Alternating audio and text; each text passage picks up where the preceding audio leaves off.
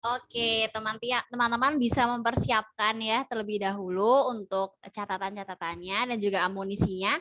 Kita akan memulai saat lagi.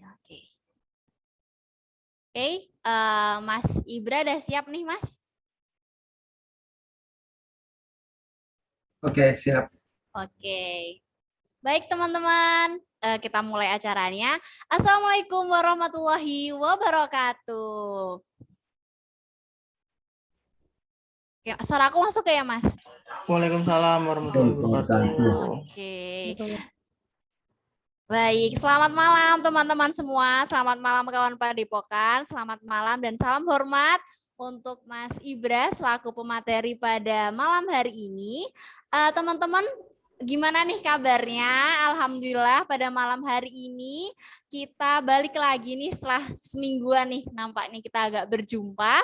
Kita balik lagi di diskusi Padepokan Asa di kelas personal skill yang pada malam hari ini kita akan membahas tentang tips and trick lolos beasiswa. Nah, tentunya pada malam hari ini kita akan ditemenin lagi nih sama Mas Hanif Ibrahim, selaku founder dari Bumi Scholar yang merupakan community activator and personal development coach. Ya, kita bakal ditemenin sama Mas Ibra tentunya. Pemateri yang luar biasa banget nih, salah satu founder dari Bumi Scholar yang merupakan lembaga yang memberikan beasiswa tentunya. Nah, teman-teman pasti penasaran kan gimana sih sebenarnya tips and trick lolos beasiswa dengan mudah. Nah, pada kesempatan malam hari ini kita akan bertemu dan belajar sama Mas Ibra. Oke, aku sapa dulu nih Mas Ibra. Selamat malam Mas Ibra. Ya, selamat malam juga, Muti. Gimana kabar teman-teman semua? Alhamdulillah. Nih, gimana nih kabar teman-teman nih ditanya sama Mas Ibra. Semoga semuanya tetap baik-baik aja ya teman-teman. Oke, nah Mas Ibra, malam ini kita bakal membicarakan tentang tips and trik nih, gimana caranya lolos beasiswa dengan mudah gitu.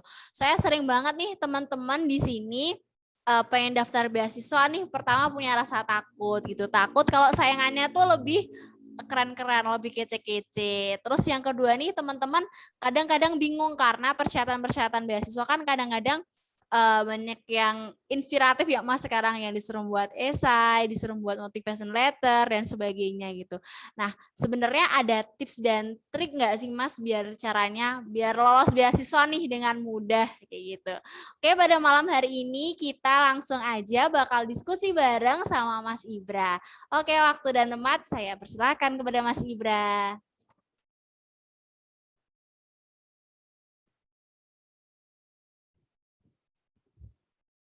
Baik, terima kasih Mbak Muti atas waktunya dan juga kesempatannya. Saya berikan ucapan apresiasi dan terima kasih banyak atas kepercayaannya kepada rekan-rekan Padepokan Asa. Tentunya saya juga mau mengucapkan eh, terima kasih kepada rekan-rekan Padukan Asa, khususnya Mas Uta, yang udah memberikan kesempatan untuk kedua kalinya kepada saya ya. Kesempatan kedua ini nih, kok kata lagu ya.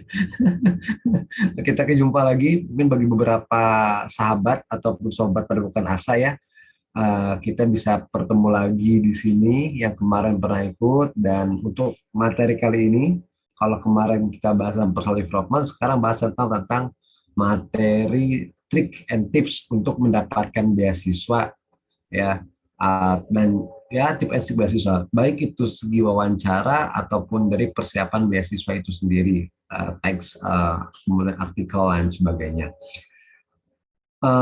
Oke.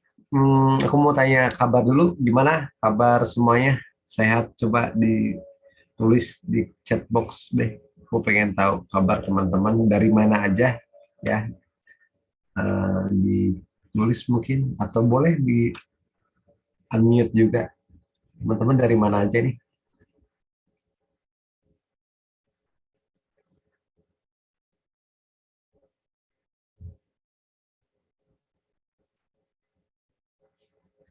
Sania Maura, Blah, dari Kota Batu. Wih, Batu aja udah jadi kota sekarang ya. Kota Batu. Oke. Yang lain mungkin boleh, aku pengen tahu.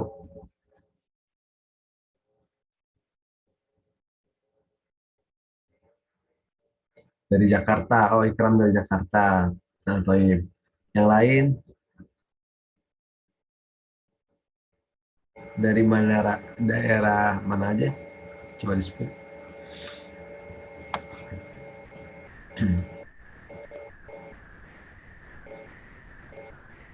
Wah, ada dari Solo. Oke, Natali Citra Kumala. Kemarin saya tuh mampir di Solo. Eh, ada di Salatiga tuh ada ini ya, ada itu terbesar tuh. Ada apa namanya? Ada rest area terbesar ya di situ. Oke, terima kasih atas jawabannya. Saya senang. Jadi kita bisa interaksi ya nanti ke depan juga biar lebih enak. Karena sampai hari ini banyak sekali beasiswa yang sudah kita lewatkan, banyak juga orang yang sudah mendapat beasiswa. Pokoknya banyak lah ya berkaitan dengan beasiswa. Bahkan info-info beasiswa sudah dapat, tapi kok masih aja aku belum bisa dapat sih. Nah itu kan menjadi pertanyaan loh. Jangan-jangan kitanya udah benar, tapi persiapannya nggak benar. Atau persiapannya udah benar, tapi ketika apply-nya malah ada salah gitu. Benar menurut kita, atau mungkin salah menurut orang lain atau benar bagi orang lain, bagi kita salah gitu, sehingga nggak ada titik temu untuk bisa mendapatkan beasiswa. Maka izinkan saya untuk bisa memberitahu selain tips and trik beasiswa supaya kita bisa memahami dari jenis-jenis beasiswa ya. Nah, jadi izinkan saya untuk mempresentasikan. Apakah sudah terlihat teman-teman semua? Oke, sudah Kak, sudah terlihat. Sudah terlihat ya. Oke. Strategi persiapan mendapatkan beasiswa ya. Jadi nggak cuma mendapatkan beasiswa tapi strategi ya persiapan, karena life is about preparation, bahwa hidup itu adalah soal persiapan aja. Lu mau dapat beasiswa tapi nggak ada persiapan. Ada juga kok orang nggak pernah persiapan beasiswa tapi dia lolos. Nah, itu dari satu berbanding berapa gitu. Dan mungkin bukan kita yang bisa mendapat itu ya, dan semua pasti ada penilaiannya masing-masing. Kalau hidup mengandalkan keberuntungan, maka kita tidak akan pernah beruntung. Tapi kalau kita selalu untuk berusaha, maka keberuntungan akan datang ya. Tapi intinya satu, jemput bola, jangan menunggu bola, karena keberuntungan pun datang karena kita menjemput bola. Ada persiapan, ada pengalaman yang sudah kita miliki. Nah, oke. Kita mulai saja. Aku mau tanya juga ke teman-teman semua, coba ada yang jawab satu orang atau dua orang, penting nggak melanjutkan pendidikan tinggi itu? Karena ini berkaitan dengan pendidikan ya. Penting nggak melanjutkan pendidikan tinggi itu? Saya pengen sharing sama teman-teman. Penting nggak? Silakan.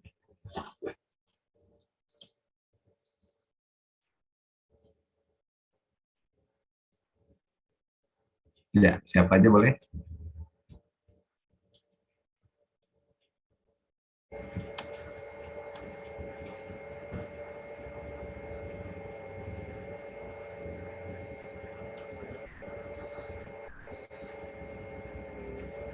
Oh, ada.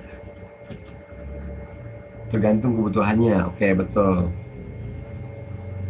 Eh, Tergantung kebutuhannya katanya. Oke, yang lain boleh jawab. Penting nggak? Oke, penting. Apa alasan penting? Coba satu orang. Kenapa penting? Oke, berani speak up. Silakan. Karena Anda mau dapat beasiswa, ntar ditanya, mengapa Anda ingin mendapatkan beasiswa? Coba challenge diri Anda.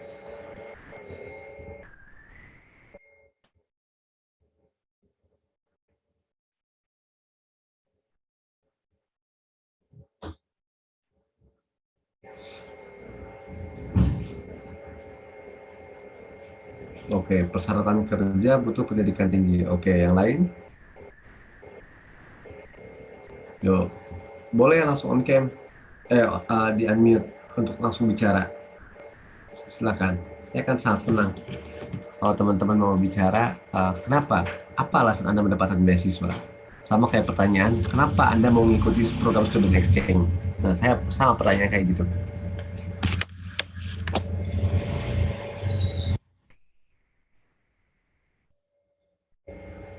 Oke, nggak apa-apa. Oke, Muti deh. Aku mau tanya, kenapa penting menunjukkan pendidikan tinggi? Ya, kalau dari aku sendiri sih kenapa penting melanjutkan pendidikan tinggi, karena sekarang tuntutan dunia tuh udah ngeri banget ya Kak gitu. Ketika kita nggak punya pendidikan yang tinggi, kita nggak bisa uh, apa ya, bisa meneruskan hidup sih menurutku, karena sekarang semua tuntutan tuh kayaknya membutuhkan pengetahuan yang tinggi gitu. Kalau misalkan kita nggak punya pengetahuan yang tinggi dari pendidikan yang kita dapat, kita bakal bisa ditipu sama keadaan dan ditipu sama orang banyak gitu. Oke, good. Itu ya jawaban dari Muti gitu. Menarik ya, Muti jawabannya. Mau dikoreksi nggak? Boleh lah Kak, tentunya. Ya, pertama coba untuk terus memberikan jawaban yang relevan. Ya, tadi relevan bahwa sebenarnya intinya kamu tuh bahwa eh, dunia hari ini memerlukan kompetensi yang baik. Maka salah satu untuk menunjang kompetensi itu adalah lewat pendidikan. Karena orang yang memiliki pendidikan dan juga soft skill yang mumpuni, dia akan mampu bersaing secara akademis maupun secara praktik. Nah, itu jawabannya lebih kayak gitu. Jadi, misalkan tadi jawaban kayak, aduh, kehidupan sekarang lebih ngeri lah, nggak bisa kalau misalkan kita nggak pendidikan nggak dapat untuk kerja. Nah, itu jawaban-jawaban yang oke, udah bagus, sebenarnya ngerti orang. Cuma jawabannya terlalu pesimis, sehingga, masa sih orang sekarang nggak pendidikan tinggi, nggak dapat kerja, orang lulusan SD aja bisa kerja, kalau SD, SMA juga bisa kerja. Nah, itu bisa dibalikin. Ya, jadi tetap dengan jawaban-jawaban yang aman. Ya, kalau nggak bisa memang memukau, jangan jawaban-jawaban yang aman. Salah satunya kayak gitu. Jadikan pendidikan sebagai solusi. Jadi jawabannya itu jawaban yang memberikan solusi, bukan jawaban yang meninggalkan kesan negatif. Ya, kayak ngeri deh, itu kan kesan negatif. Beda hal dengan, oke, saya ingin mendapatkan beasiswa karena kompetensi sekarang itu sangat ketat. Oleh karena itu pendidikan bisa menjadi jalan keluar untuk saya bisa berkompetisi dalam daya saing internasional. Hal kayak gitu. Oke, ini pembelajaran pertama ya. Dari hal kecil ini aja, ini sangat menentukan. Kenapa sih aku nggak dapat beasiswa? Jangan-jangan ketika kita menuangkan ide kita dalam tulisan kayak gitu juga. Atau ketika kita wawancara kita seperti itu juga. Ya, jadi itu semua dibangun lewat latihan. Oke, kenapa? Kemudian pendidikan penting itu melanjutkan, bahkan dari Kementerian Keuangan yang menjadi pemasok utama LPDP ya, beasiswa LPDP itu penting karena kita tahun 2017 dalam Human Development Reports kita masuk ke dalam posisi 5 menengah terbawah dalam indeks pendidikan dalam pendidikan. Ini membuat akhirnya berujung pada sebuah kemiskinan yang tinggi, pengangguran, perekonomian yang lambat, dan sebagainya. Nah, ketika orang lain bisa berkreativitas, berbisnis, kreativitas, membangun proyek, kreativitas membangun startup, kreativitas ya memenuhi kebutuhan diri sendiri lewat kreativitas dia, produktivitas dia, kita masih mengandalkan dunia kerja. Dalam arti ya kalau nggak kerja nggak dapat duit. Padahal kamu bisa ngelakuin apa aja untuk dapat duit dulu gitu. Nah, cuma inisiatif itu nggak ada. Nah, itu karena kurangnya kita dalam memberi asupan otak atau memberi asupan inisiatif. Dan itu lahir dari pendidikan. Nah, misalkan itu latar belakang yang perlu kita pahami dulu. Ya, jadi kenapa kamu dapat beasiswa? Penting dalam pendidikan. Baca nih data-data kayak gini. Oh, ternyata rendahnya pendidikan mengalami kemiskinan yang tinggi, pengangguran, serta perkembangan ekonomi yang lambat. Nah, itu kan jadikan dasar pengetahuan. Oh, berarti dari selain kompetensi tinggi yang disebutkan oleh Muti, ternyata kurangnya pendidikan juga mengakibatkan pengangguran, perkembangan ekonomi lambat, dan bahkan masyarakat yang mudah dipengaruhi oleh berita hoax. Oh, jadi itu ya. Kadang akan jauh-jauh dari sini yang diangkat LPDP atau beasiswa-beasiswa dalam negeri ya, yang dalam negeri khususnya nggak akan jauh-jauh dari ini. Nah, sehingga jadi dasar-dasar kenapa kita yang dapat beasiswa. Ada dasar subjektif, ada dasar objektif. Dasar subjektifnya ya tadi kata Muti cukup. Dasar objektifnya salah satunya ini. Yang relevan taruh aja. Siapa sih yang ngasih beasiswa? Kemenkeu, Kemendikbud, Kemendikbud, kalau dulu kan bisa ya udah kamu baca apa keresahan pendidikan dari 3 kementerian itu jadikan landasan. Oke. Nah, itu persiapan awal aja ya, persiapan awal bahwa segala sesuatu perlu dipersiapkan kan. Nah, why?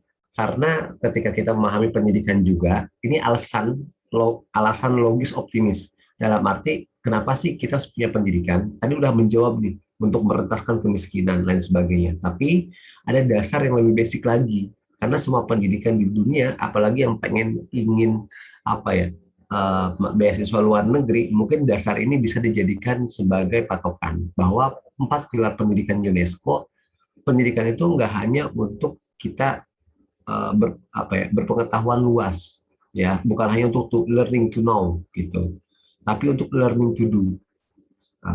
Ketiga, untuk learning to be, ya, ada juga untuk learning to live together. Jadi ketika saya ingin pendidikan supaya saya punya karir yang baik, berarti kamu udah melaksanakan learning to know and learning to do and learning to be. Tapi ada yang ganjal, apa? Learning to live together.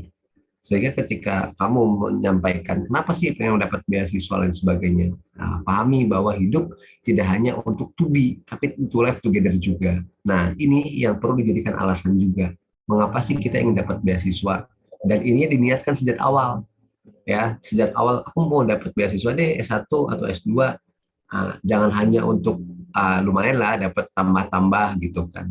Masalahnya kayak gini, uh, hal yang paling sulit dari 4 pilar pendidikan UNESCO itu adalah learning to live together. Ini yang paling sulit. Bayangkan kayak gini, ada orang nih, dia nggak pernah dapat beasiswa, tapi kontribusinya secara sosial luar biasa. Dapat daftar beasiswa ditolak terus, tapi begitu dia lulus, dampak dia untuk kontribusi sosial banyak banget. Ya, dia aja nggak dapat beasiswa bisa berkontribusi sosial. Dengan profesi dia bisa berkontribusi sosial. Lah, kita kok dapat beasiswa udah dikasih 4 juta per tahun per bulan sama negara gitu, tapi malah untuk hidup sendiri. Nah, itu nggak bisa dicegah, pikiran orang nggak bisa dicegah, nggak boleh dan nggak bisa, tapi kesadaran kita lah yang bisa mengubah itu semua. Nah, ini dulu ya. Jadi niat ini yang kemudian perlu kita pahami terlebih dahulu. Apalagi LPDP ya. LPDP juga mengharapkan orang kan kalau LPDP di luar negeri kalau bisa dia balik lagi ke Indonesia. Aku nggak tahu sekarang ya harus balik ke Indonesia atau enggak. Tapi yang jelas harus berkontribusi untuk Indonesia. Nah, ini untuk melahirkan lulusan-lulusan yang menurut 4 pilar pendidikan UNESCO itu learning to know, to do, to be, and juga to live together. Ya, berarti kesimpulan dari 4 pilar ini apa? Learning. Kita tuh dapat beasiswa untuk learning, bukan untuk tahu, bukan untuk bisa apa, bukan untuk menjadi apa, bukan untuk tapi untuk belajar. Berarti kita dapat beasiswa untuk belajar. Setelah dapat beasiswa untuk belajar, setelah lulus untuk belajar. Jadi inti dari pendidikan itu adalah pembelajaran. Ya, sepintar apapun dia, S1, S2, S3, S4, dia mau S4 lagi, dia mau nggak mau belajar, gitu. Dia satu pembelajar bagus, dia S2 pembelajar. Intinya apa? Ketika kamu ingin dapat beasiswa dan kamu merasa menjadi gelas penuh, sulit untuk mendapat beasiswa. Saya udah dapat pengalaman A, B, C, aku terus, pengalamanku terus, kontribusiku terus. Tapi dia nggak pernah mengapresiasi orang lain misal. Atau dia nggak pernah ada mengapresiasi kegiatan dia tuh untuk sosial misalnya. Fokus ke aku aja ekosentris, sulit untuk dapat beasiswa. Entah dalam wawancara, entah dapat CV juga. Nah, ini menjadi basic dulu ya, dasar kita harus pahami dulu. Sebelum saya masuk bagaimana tip striknya, kita luruskan dulu niatnya. Oke.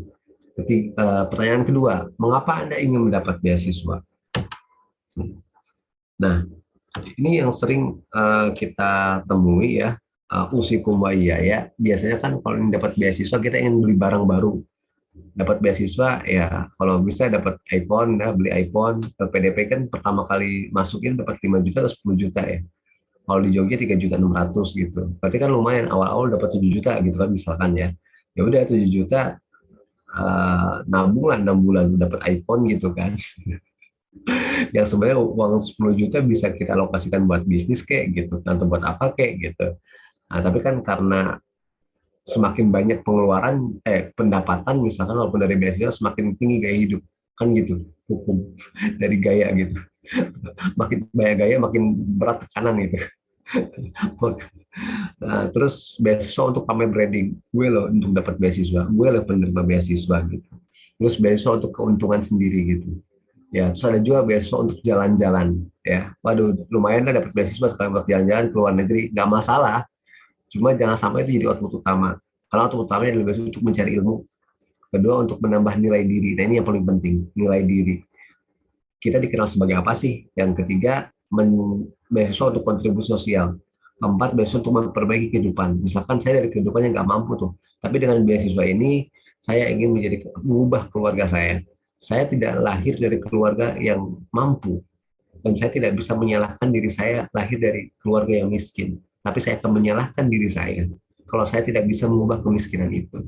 Maka beasiswa inilah yang mampu bisa mengubah kemiskinan itu. Maka saya berharap bisa mendapatkan beasiswa ini untuk memperbaiki diri saya dan memperbaiki kehidupan keluarga saya. Nah, jawabannya gitu kan enak tuh. Jadi nggak cuma untuk keuntungan pribadi. Wah, jos deh. Nah, itu beberapa tips mungkin ya. Dasar aja. Ini sebagai dasar ya, dasar untuk kita wawancara. Lari-larinya ke sini lagi ketika diwawancara itu. Oke. Nah, ini ya pendidikan beasiswa kenapa penting untuk meraih ini semua. Kenapa lagi? Itu kan tadi landasan secara keyakinan ya, value. Nah, tapi teman-teman perlu paham juga, sebelum untuk mendapatkan beasiswa, kita harus paham bagaimana kita ke depan. Nah, ini beberapa riset yang mungkin bisa teman-teman screenshot ya. Oh, kenapa sih aku perlu beasiswa? Kenapa sih aku kuliah tinggi? Kenapa sih aku perlu pendidikan luas? Kenapa sih aku perlu soft skill? Nah, baca aja ini, bahwa ternyata jumlah pekerjaan semasa hidup, kalau abad 20, 1 sampai 2 pekerjaan aja dalam berapa tahun ya kalau dalam seumur hidup dia. Tapi kalau di abad 21 kita hari ini, nah, menurut Departemen Tenaga Kerja Amerika Serikat, kita perlu 10 sampai 15 pekerjaan. Banyak banget ya dalam setahun, dalam seumur hidup kita tuh. Gitu ya. Cepat-cepat berubah. Karena kebutuhan pekerja apa sih? Kebutuhan pabrik pun gitu ya. Maka kalau kita cuma bisa kerja aja, mungkin kita bakal lolos kerja. Cuma setahun, 2 tahun dibuang, dikeluarkan, bukan dibuang, dikeluarkan, terus kita nyari lagi, bosan, keluar lagi gitu. Tapi kalau bagus, ya kamu naik terus. Kamu akan dipercaya dan gajinya naik terus, nggak lagi dari nol lagi, dari nol lagi gitu. Nah itu di abad 21. Terus kompetisi. Kalau dulu lokal kompetisinya, Jakarta ya Jakarta, Bandung ya Bandung gitu. Sekarang yang di Bandung jualan bisa go internasional. Jangan gitu, yang di pelosok aja bisa go internasional gitu, karena ada internet gitu. Terus top down dari atasan ke bawahan, ya udah apa kata atasan aja. Kalau sekarang nggak bisa, apalagi ada startup global ya kan. Startup aja bisa global penjualannya sebagai Allah ya. Sifatnya yang kerja itu ada bottom up, dari bawah ke atasan, atasan cuma ACC gitu, atau top down masih ada, atau side to side ya. Startup biasanya sesama teman, nggak ada bos, ada sih ketua, tapi sama teman-teman aja gitu, jadi sama-sama saling membantu. Terus kondisi pekerjaan ya, kondisi pekerjaan beda-beda. Nah, ini bisa dijadikan sebagai basic juga sih sebenarnya buat kita. Dan terakhir, kenapa kita perlu untuk mendapatkan beasiswa ini yang penting ya. Di era pandemi ini kita udah masuk abad 21 century skill kan ya, dari abad yang mana kita membutuhkan minimal 4 skill ini deh ya: critical thinking, creative thinking, communication, collaboration. Ini untuk menciptakan dan untuk menunjang kemampuan C4, C5, C6. Jadi kalau dulu kan kita belajar di sekolah gitu ya, untuk menghafal, memahami, mengaplikasikan. Ya outputnya mengaplikasikan gitu. Kalau sekarang itu ya udah, memang kita belajar untuk mengaplikasikan gitu, nggak hanya untuk menghafal, memahami ya, tapi kalau untuk sekedar mengaplikasikan kan dia bisa bertahan lah. Cuma orang yang selalu menang pada hari ini adalah orang yang mencipta, mampu menganalisa, mengevaluasi dirinya, mengevaluasi kerjanya, terus mencipta. Untuk jadi YouTuber itu nggak perlu lulusan S1. Untuk menjadi content creator itu nggak perlu lesan S2, S3, atau S1. Nggak perlu.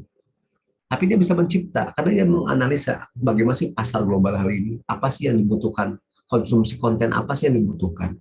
Nah, sekarang kan kayak gitu zamannya. Jadi kalau kita hanya menghafal dan memahami, kemudian mengaplikasikan apa yang ada di teori, sementara praktik sekarang itu belum ada di teori, gimana kita mau menang? Kadang teori lahir karena adanya kejanggalan dalam praktik, karena ada apa ya, pemahaman-pemahaman dari praktik tertentu, lahirnya sebuah teori ya kayak gitu. Tapi untuk hari ini ya, kita perlu teori-teori baru, yang mana teori baru itu lahir dari praktik juga, sama hal ini. Gimana kalau praktik mendahului teori? Nah, inilah yang disebut kemampuan untuk win gitu ya, menganalisa, mengevaluasi, mencipta. Nah, kemampuan ini yang diperlukan untuk kita. Ini sebagai basic kita. Kenapa? Kalau ditanya memerlukan beasiswa, ya nanti teman-teman silakan olah sendiri. Kenapa perlu? Apa alasan subjektifnya? Apa alasan objektifnya? Nah, sekarang masuk materi. Bagaimana tips and triknya mendapatkan beasiswa? Apa yang perlu dipersiapkan? Nih, pertama, riset, rajin mencari informasi beasiswa, tentu perlu di riset, nggak hanya mencari. Kalau mencari doang beasiswa apa datang gitu. Tapi riset, coba cari website-website yang biasanya mengeluarkan beasiswa. Yang kedua, diskusikan dengan dosen. Kakak kelas yang pernah dapat beasiswa itu penting banget, atau mentor. Ya, kalau dosen kagok, saranku kakak kelas yang pernah dapat beasiswa. Ya, karena beasiswa itu kan seleksinya per 3 tahun bisa beda. Misalkan tahun ini seperti ini, tahun depan beda, atau bisa jadi sama. Tapi kalau udah per 5 tahun pasti beda. Jadi tanya aja ke kakak kelas yang pernah dapat beasiswa, itu udah worth it banget untuk nanya-nanya. Ya. Dan yang udah lulus tentunya. Terus ketiga, pahami jenis dan visi. Kenapa saya kasih warna biru di sini? Karena banyak orang dapat, apply beasiswa, tapi nggak tahu visi lagi sebenarnya, visi dan jenis dari penyelenggara beasiswa itu. Kenapa orang aku udah nyoba beasiswa berkali-kali, gagal lagi, gagal lagi. Ya kita harus pahami dulu jenisnya seperti apa. Apakah dia kayak LPDP yang siap menampung 5.000 orang untuk mendapat beasiswa, atau cuma ada 10 beasiswa doang yang akan dia berikan.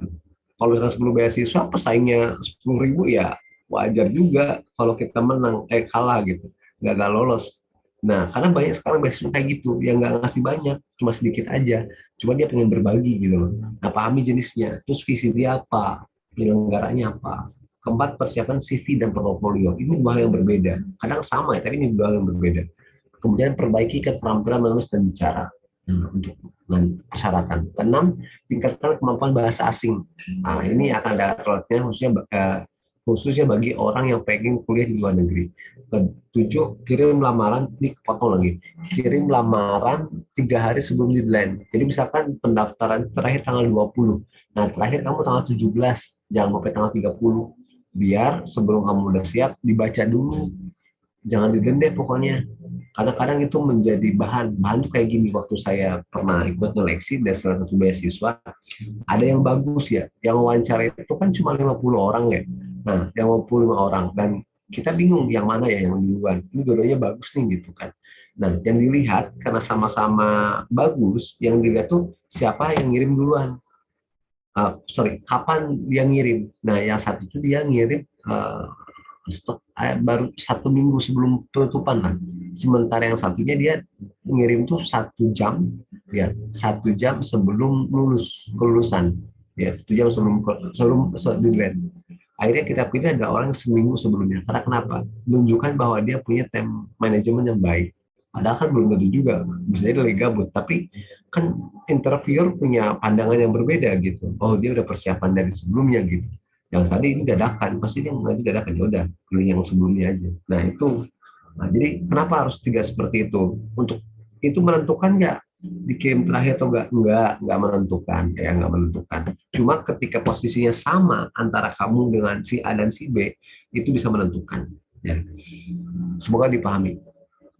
Oke. Nah, ini jenis-jenis beasiswa. Yang paling banyak ya bantuan finansial dan pengembangan diri, ya banyak banget, apalagi satu contoh Genbi gitu kan, dari beasiswa Indonesia, Bank Indonesia. Ada Jarum, ada dari Shopee gitu kan, ada dari beasiswa unggulan, ada dari apalagi itu bidik misi gitu kan. Terus yang gede-gede dulu tuh bantuan finansial dan penelitian, itu ada Nutrifood ya, bantuan penelitian misalnya, ada LPDP juga ya. Kemudian bantuan Kemendikbud juga, ada bantuan finansial dan proyek sosial. Jadi kayak apa sih namanya, beasiswa aktivis, ya beasiswa aktivis apa ya, aku lupa namanya, beasiswa aktivis pokoknya ya. Nah itu Salemba, Salemba ya, Salemba 4 atau Salemba apa lagi gitu ya, bisa itu Salemba. Kemudian ada beasiswa apa lagi ya, yang ada proyek sosialnya deh gitu. Terus ada juga yang bantuan latihan mentoring pengembangan diri, ya ada tuh yang kayak gitu juga. Jadi bantuannya nggak berupa uang tapi pelatihan, ya pengembangan diri itu kan biasanya bisnis dan sebagainya. Terus ada bantuan mentoring proyek sosial, ada juga. Jadi di maintenance dia bisa punya apa sih, UKM atau dia punya NGO. Nah kayak gitu contohnya, kayak itu bootcamp gitu loh, kayak punya Indika Foundation. Nah kayak gitu, punya Indika tuh yang punyanya Mbak Ayu Kartika Dewi ya.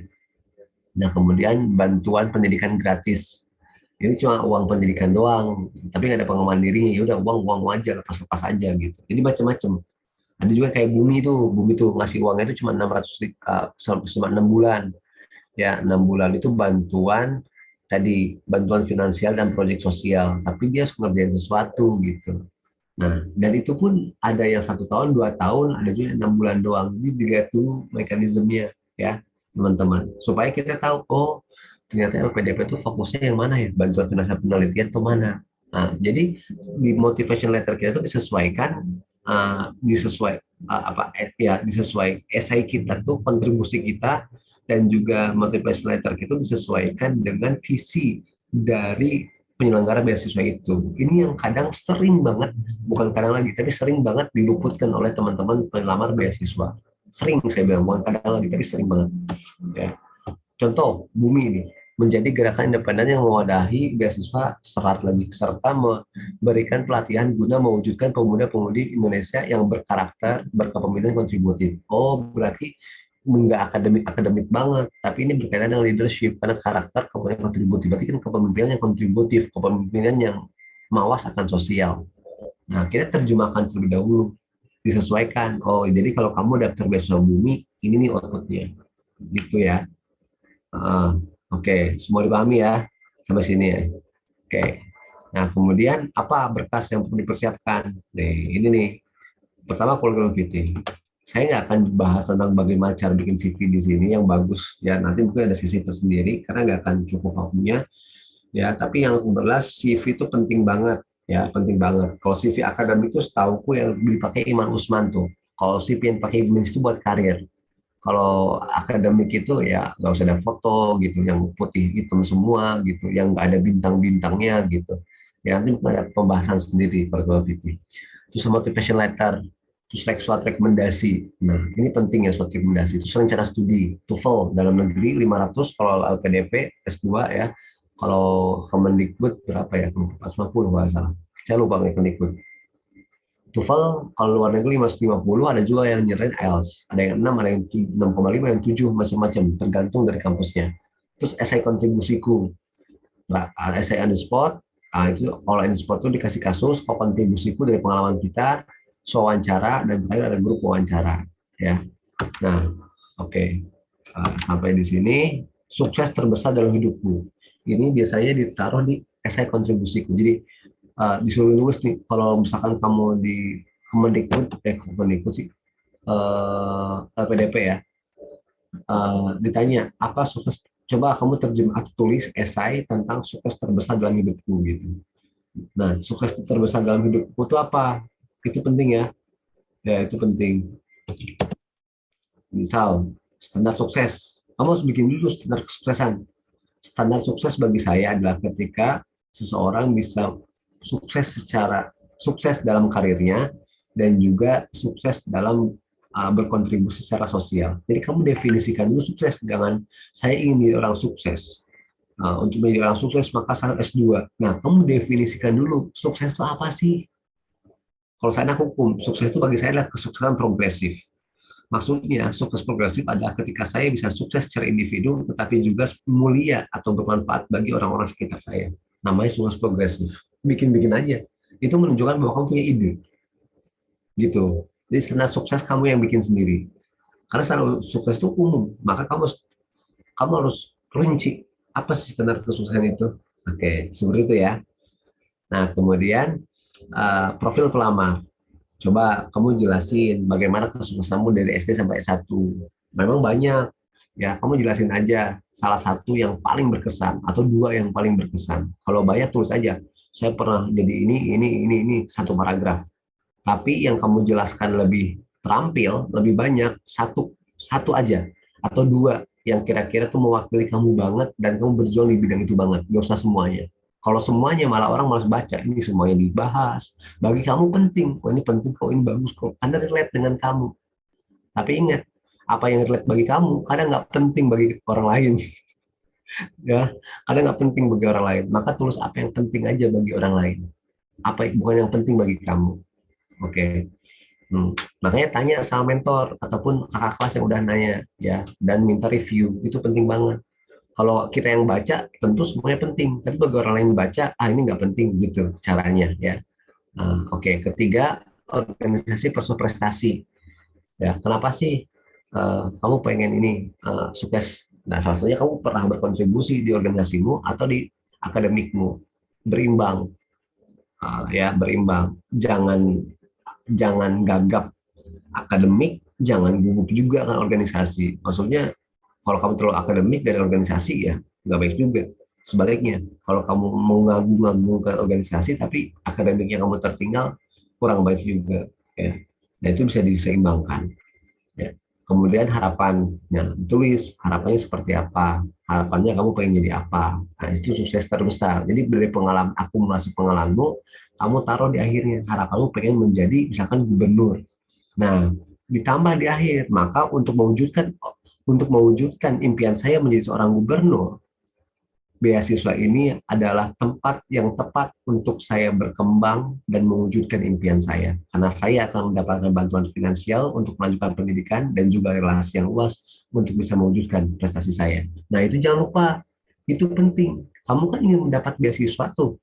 Berarti yang kamu puji jangan dirimu aja, tapi juga penyelenggara, bahwa kalau kamu nanti bahwa kamu ingin menjadi gubernur, maka dengan beasiswa ini, gitu kan, maka dengan beasiswa ini kamu bisa meraih impianmu. Bahwa beasiswa itu menjadi perantara, itu nilai plus banget. Saya sering baca ya dari motivation letter orang lain gitu, nggak ada tuh dia fokus ke dirinya sendiri tanpa dia sedikit pun menyentuh beasiswa itu. Padahal beasiswa itu mau dikasih buat lu gitu, tapi lu nggak ngasih harapan atau nggak ngasih apresiasi sama si beasiswa itu. Ngapain gue kasih ke lu? Lu aja ya udah sukses aja sendiri sana gitu kan. Kalau aku misalnya jadi interviewernya. Tapi kalau kamu menyentuh, wah berarti dia bener nih, dia pengen berproses dengan kita. Oke, kita fasilitasin. Ya, oke. Semoga paham nih di sukses terbesar dalam hidup. Nah kemudian rencana studi. Nah rumus ini penting juga. Jadi memberikan gambaran tentang prodi. Kalau ini biasanya udah ada draftnya. Kalau kamu ikut beasiswa Kemendikbud, biasanya ada kumpulannya tuh. Nanti ada kakak kelas-kelas yang ngasih contoh-contoh rencana studi ya. Kalian tinggal uh, apa ya, diolah ulang aja. Tapi jangan kopas juga, diolah ulang aja. Kemudian hubungan penelitian skripsi dengan tesis, apa hubungannya? Ya penelitianmu. Kalau kamu S1, apa hubunganmu rutinitasmu sekarang dengan tesis yang akan kamu bikin, misalnya gitu. Terus peringkat akreditasi itu boleh. Terus judul tesis atau disertasi ya, atau skripsi itu dipersiapkan juga. Emang harus gitu ya? Apa yang ditulis beasiswa harus jadiin tesis kita di akhir? Enggak. Ya, jadi apa yang kamu tulis di awal ketika lamar beasiswa, kalau bisa sih ditulis juga sampai akhir. Ya, ketik jadi judul tesismu. Tapi kalau nggak bisa nggak apa-apa. Ada orang terjebak di sini, aduh apa ya tesisku 2 tahun ke depan? Nggak perlu, yang penting kamu ada ide. Itu menunjukkan bahwa kamu ada persiapan matang untuk tesis ke depan. Begitu berubah, judul tesisnya nggak masalah sebenarnya. Itu ya. Terus masa studi, kapan kamu menyelesaikan itu? Harus jelas, rinci, dan akurat. Kemudian penilaian rekomendasi. Biasanya ada surat rekomendasi ini, ya. Penilaian perekom. Ya, siapa sih merekomendasikan? Nah, penilaian perekom itu penting banget karena dulu ada cerita ya. Dia itu bagus orangnya, bagus banget dari salah satu universitas di Jogja. Cuma ketika lihat siapa yang merekomendasikan waktu itu, yang merekomendasikan dia itu wakil menteri ini, wakil menteri Kemenkumham, ya, wakil menteri Kemenkumham. Terus ditanya sama interviewer, kamu dapat rekomendasi dari Kemenkumham lewat karena kamu udah punya kontribusi apa sama dia? Ditanya kan, bingung. Yang satunya dari Kaprodi, yang satunya dari Kemenkumham. Terus dia bilang dari wakil menteri gitu. Terus yang jujur itu karena saya kenal dekat gitu. Dia bingung jawabnya kan. Siapa yang mau nanya kayak gitu kan? Yang rekomendasi. Kenalan dari bapak kan katanya gitu. Atau dari orang tua atau dari siapa? Ya itu kenalan dari ayah katanya. Oh gitu. Biasa wawancara. Sebenarnya dia layak, tapi karena dia nggak jujur. Kenapa dia minta rekomendasi dari wakil menteri? Akhirnya nggak lulus dia. Nggak lulus. Karena kenapa? Kamu nggak kenal dia, ngapain minta rekomendasi dia?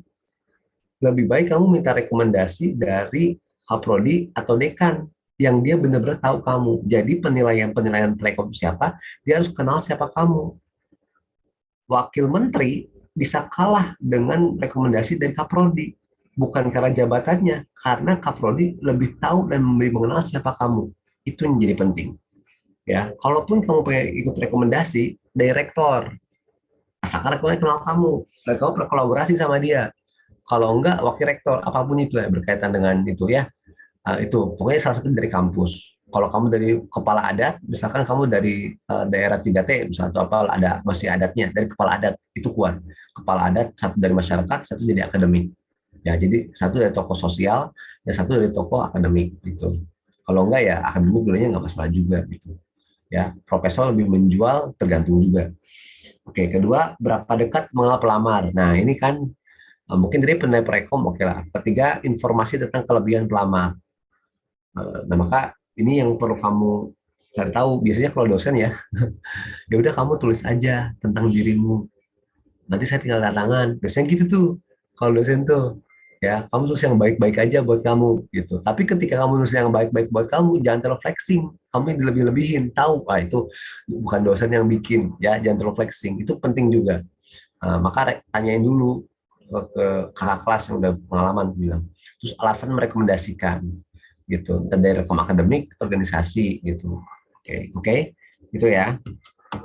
Nah, kemudian on the spot essay writing. Nah, ada kadang dalam LPDP itu ada on the spot ya, dilakukan ketika ujian substansi.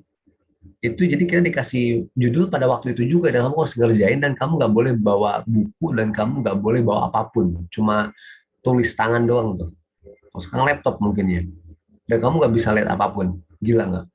Ya, nah, itu apa yang akan kamu tes? Ya, wawasan kebangsaan, ya. Terus literasi akademik kamu di era 4.0 penting banget. Khususnya dengan kasus-kasus yang kontekstual, 3 bulan yang sering muncul, khususnya di koran media cetak. Ya, misalkan koran media cetak 3 bulan kemarin bahas tentang apa? Bahas tentang investasi. Oh, berarti sekarang lagi dalam investasi. Oke, kamu pahami itu tuh. Misal lagi, misalkan apa lagi ya? Eh, Ibu kota negara Nusantara, IKN. Nah, itu kamu pahami tuh. Oh, ternyata di IKN itu dalam undang-undangnya terakhir harus dipindahkan sebelum tahun 2006. 2026, sorry. Nanti kamu, itu nggak akan terlaksana, paling terlaksana 2045. Ketahuan banget kamu nggak baca. Kamu pengen itu pindah tahun 2045 atau 2030. Dalam undang-undangnya 2026. Nah, maka penting. Jadi apa yang lagi kontekstual hari ini gitu. Coba kamu baca dulu. Wow. Terus update data dan statistik. Ya, misalkan Indonesia peringkat keberapa. Itu ditulis tuh. Ditulis, terus kamu baca terus biar kamu ingat. Itu penting. Ya, itu esai. Oke, nah itulah beberapa hal yang berkaitan dengan persiapan berkas dan juga lulusan esai. Nah, tentu, wow, kok beasiswa kayak gini ya? Ya, karena yang saya rekomendasikan adalah beasiswa LPDP. Ya, teknis di LPDP dan Kemdikbud. Kalau beasiswa yang lain mungkin nggak seribet ini juga. Bahkan teman-temanku yang kuliah di luar negeri ada Jardine University, dari Jardine Scholarship gitu. Salah satu beasiswa yang paling ribet syaratnya itu adalah Indonesia. Lebih mudah beasiswa yang daftar dari Oxford katanya, AS dan sebagainya, paling sulit itu Indonesia katanya gitu. Maka ketika kamu udah melewati fase-fase untuk bisa lolos lewat beasiswa Indonesia dari LPDP, mungkin kamu akan bisa struggling juga dan lebih mudah juga untuk mendapatkan beasiswa-beasiswa yang lainnya. Itu aja ya. Jadi kalau kamu udah bisa menghadapi tadi tantangan tadi, surat rekomendasi dan lain sebagainya, untuk kamu akan bisa juga untuk meraih beasiswa lainnya. Amin, semoga. Maka aduh kok sulit ya, nggak ada yang sulit, aduh kok kayaknya aku nggak bisa ya, nggak ada yang nggak bisa. Kamu tidak bisa mengubah masa depanmu, tapi kamu bisa mengubah kebiasaanmu, dan tentu saja kebiasaanmu akan mengubah masa depanmu. Maka sesuatu yang ingin kamu dapatkan berupa beasiswa bisa kamu dapatkan ketika kamu mulai mengubah kebiasaanmu hari ini. Ya, kamu akan digaji sama negara, kamu akan mendapatkan beasiswa LPDP sebesar 4,5 juta kalau di Jakarta, Bandung, Surabaya. Kamu akan dapat 3,6 juta ketika kamu di Jogja. Kamu udah belajar di full, kamu akan mendapat uang sekitar 200 juta lebih dalam waktu 2 tahun. Maka kamu harus persiapan. Kamu layak gak mendapat uang 200 juta itu dari LPDP? Kalau kamu ingin menjadi orang layak, persiapan itu semua. Jangan dikira dapat beasiswa itu kayak dapat uang lotre gitu ya. Itu yang jadi catatan. Karena yang kamu dapetin ratusan juta dan itu dari uang rakyat. Itu yang perlu kita persiapkan. Semoga ini menjadi semangat ya buat kita untuk lebih bisa mendapatkan beasiswa dan juga bisa berkontribusi secara aktif baik untuk diri sendiri maupun kepada orang lain. Nah, itu materi pertama tentang persiapan berkas, belum wawancaranya. Ya, sebelum nanti setelah ini ada slide kedua ya, ada PowerPoint kedua, saya bahas tentang wawancara, tips and trik wawancara. Kita tanya jawab dulu aja. Terima kasih. Saya kembalikan kepada moderator. Oke, baik. Terima kasih sekali, Kak. Materi pertamanya ya, teman-teman. Ini baru materi pertama. Teman-teman yuk yang mau bertanya-tanya bisa langsung di chat atau yang mau langsung ngomong langsung nih, boleh banget nih. Yuk, kita tadi membahas perkara tentang persyaratan yang berkaitan sama berkas-berkas nih, teman-teman. Yuk, yang mau bertanya silahkan. Oke, ini udah ada pertanyaan masuk satu nih, Kak. Dari Kak Natalia Citra. Oke, kita kupas satu-satu dulu aja ya, Kak. Oke, yang pertama nih, selamat malam Kak, saya Natalia Citra, izin bertanya, kebetulan saya belum pernah mencoba beasiswa, sehingga berhubungan dengan berkas-berkas, terutama surat rekomendasi belum terlalu paham. Sehingga bagaimana ya usaha untuk mendapatkan surat rekomendasi menurut Kak Hanif? Oke, mungkin bisa dijawab dulu Kak, sambil kita menunggu pertanyaan yang lainnya. Siap.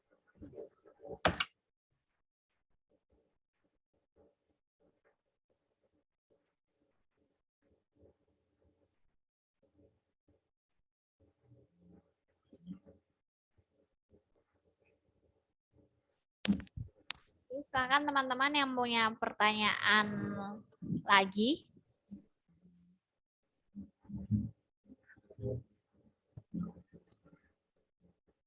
Oke, mungkin bisa dijawab dulu, Kak. Pertanyaan yang pertama. Aja dulu ya. Ya. Ini dari Natalia, thank you Natalia. Kamu belum pernah coba, habis ini coba-coba. Awal sih coba-coba, nantinya ketagihan gitu untuk tempat beasiswa ya.